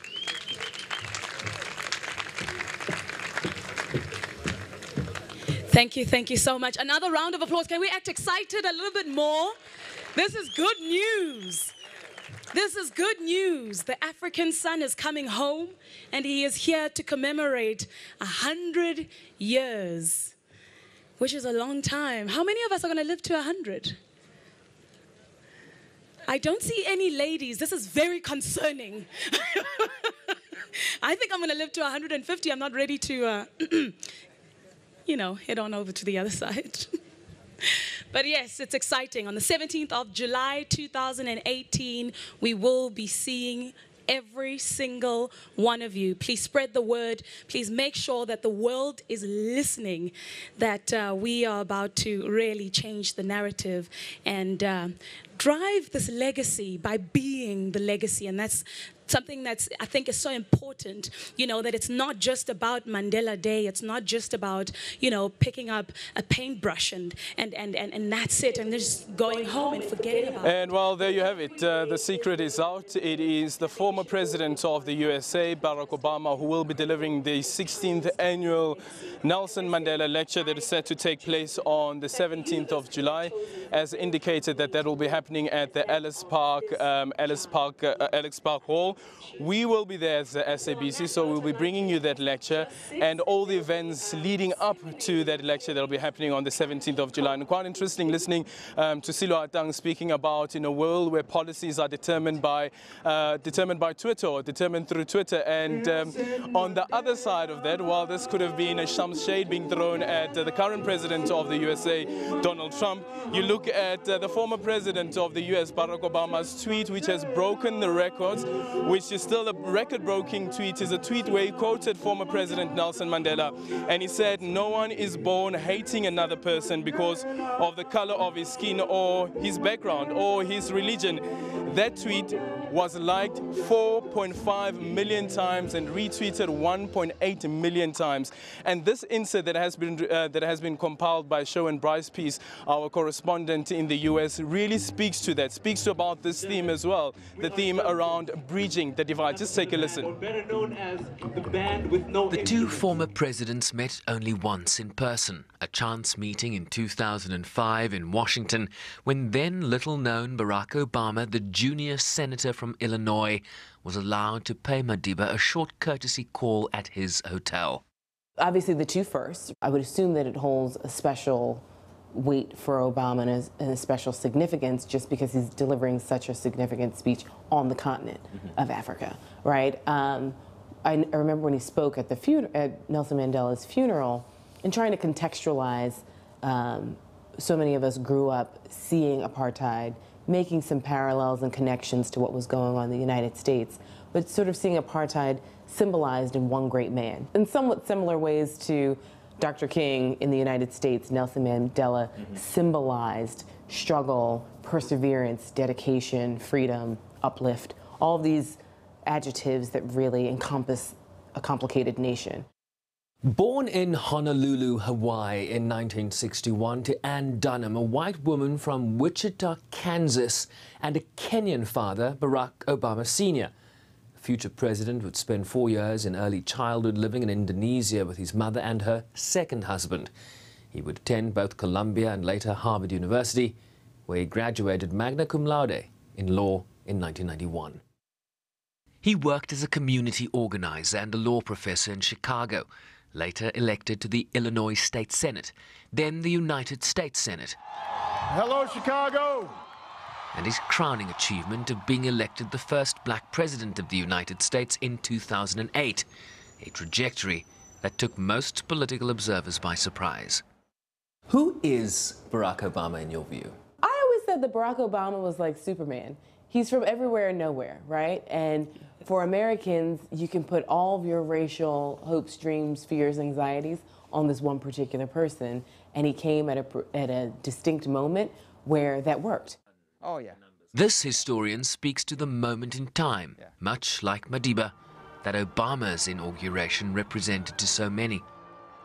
I do remember during his first inauguration thinking and feeling very poignant about all the people who had died in some sense to see this happen, and how that both is, there's a great feeling of some sort of triumph, and at the same time quite poignant, because not only did I not live to see this day, but also because it's a half measure. Sherwin, Mr. President, how are you, sir? In 2010, we were invited to interview President Obama at the White House, and the conversation inevitably moved to Madiba, then already 92 years old. He continues to be a model of leadership, not just for South Africa, but for the world. So we celebrate him here in the United States as you do in South Africa. We wish him all the best, and you know, we are constantly reminded that his legacy of seeing every person as important and not making distinctions based on race or class, but the degree to which they are people of character, you know, that's a good guidepost for how all of us should operate as leaders. And so I wish him all the best, and South Africa continues, I think, to be blessed by not just a national treasure, but a world treasure. Obama would never meet Madiba as president or in person again after that 2005 chance meeting in Washington, but then First Lady Michelle Obama, on a trip to South Africa with daughters Malia and Sasha in 2011, were allowed to visit at his Houghton home. We asked both experts what comparisons we might draw between Madiba and Obama. Nelson Mandela was a freedom fighter for his entire life. And so you see all these sort of groups around the world who've been fighting oppression, patriarchy, you know, whatever it may be. And he was essentially our president, all of our presidents. I think Obama is that way for a lot of people as well. Just fast forward one generation, what he meant and what he means to a lot of people on the continent, just because America is this beacon that many people idolize and idealize. I think that this moment, hopefully, Obama will be able to weave together the struggles of Mandela and then the struggles that we all still face globally. Obama united two ends of a timeline. And in many ways, Mandela is doing the same thing, but from a very, very different position. Somebody who had the memory and was present throughout. So there's parallels here in the sense that you can make those similar sort of connections. And I guess in the same ways you could say, and the sort of unfulfilled aspects of, you know, both presidencies is perhaps, you know, an underlying unity as well. And when Madiba died in 2013, President Obama was among the very first world leaders to go before the cameras. I am one of the countless millions who drew inspiration from Nelson Mandela's life. My very first political action, the first thing I ever did that involved an issue or a policy or politics, was a protest against apartheid. I would study his words and his writings. The day he was released from prison gave me a sense of what human beings can do when they're guided by their hopes and not by their fears. And like so many around the globe, I cannot fully imagine my own life without the example that Nelson Mandela set. And so long as I live, I will do what I can to learn from him. And as the world marks the centenary of Madiba's birth, it will be Mr. Obama's task to pay homage to what has been achieved, and then to articulate the certain but winding road that lies ahead, particularly on questions of social and economic justice. Sherwin Brycebees, SABC News, New York. to own. So please, please, please visit the stall. They're waiting for you. Well, I can see on Twitter already people reacting to this news that it's just been announced by Silo Hatang that the former president of the United States, Barack Obama, will be the one who delivers the 6th annual Nelson Mandela Lecture that's set to take place on the 17th of July. It will be happening at Ellis Park Stadium, I think the hall next to Ellis Park Stadium. And I'm not too sure at this point, how do you get access to be part of that event? I see the people also asking about where do we get tickets, how do I book my space at that particular event. And Silo Hatang was saying while I was on the podium that he's already receiving phone calls, people wanting to know where exactly do they find those tickets. I guess you can go into the website of the Nelson Mandela Foundation where you can get more details, as well as some of the projects and programs that the foundation will be running across the year up until the 17th of July and even after the 17th of July, as the Nelson Mandela Foundation always says that every day should be a Nelson Mandela Day. From us here, it is goodbye and thank you so much for watching. It's goodbye for now. To use their interest and start an initiative that would enhance the work of Mandela Day. And that's how Nelson Mandela, Bikers for Nelson Mandela Day started. Collectively, we have driven over 100,000 kilometers across South Africa with this initiative. Several groups have joined and also organized their own initiatives. And this year, there's 3 main initiatives happening. The first is the organizers here, Rian Kutsia. They are taking a group of motorbikers across South Africa, 5 days, 4 provinces, or 6 days, 4 provinces, and doing goodwill in rural communities. A motorbike provides a unique opportunity for you to get into a rural community. So Rian would be spearheading that initiative. And then on Saturday, the 14th of July, I will lead a group of bikers in a mass rally in Cape Town, if it doesn't rain, which is unlikely. We would depart from the parade in Cape Town city centre and go to Victor Verster, drive to Victor Verster. And then on Sunday, the 15th of July, my friends here from the Soweto Biker School, under the leadership of Alfred Matamela and several other biker groups like BMW clubs, Harley-Davidson clubs, will try and organize the biggest rally, motorbike mass rally, that this country has ever seen. We will depart from the Nelson Mandela Foundation and drive to the Union Buildings in this mass rally, so expect slow traffic that day. And the theme for these 2 mass rallies, so both in Johannesburg and in Cape Town, will be in support of the work of the Keep a Girl Child in School initiative. So we will ask all these bikers, and you know, some of them masculine men driving big motorbikes, to each bring a packet of sanitary pads to be donated at the feet of Madiba statues in respectively Victor Verster and at the Union Buildings. And in that way, we will assist the 3 million girls who still miss school annually because of the lack of access to sanitary pads. I was very fortunate to have worked with a person and saw a person waking up every morning who believed that if he does one little thing every day and he touched one person's life each day, that he could bring about change and he could change the world. And I can tell you that we all know, actually, that history tells us that Madiba did exactly that. He changed the world. And it starts with active citizenry, and we want to encourage people all over South Africa, but also across the world, to participate. And even if there's other biker groups that want to organize something, we hope they will join this initiative. We want to echo President Ramaphosa's call when he said earlier this year, "Tuma mina," or "send me." This is Bikers for Mandela Day, answering that call. And we know that through active citizenry like this initiative, we can contribute to bring about the equal and the just society that Madiba dreamt of. I thank you.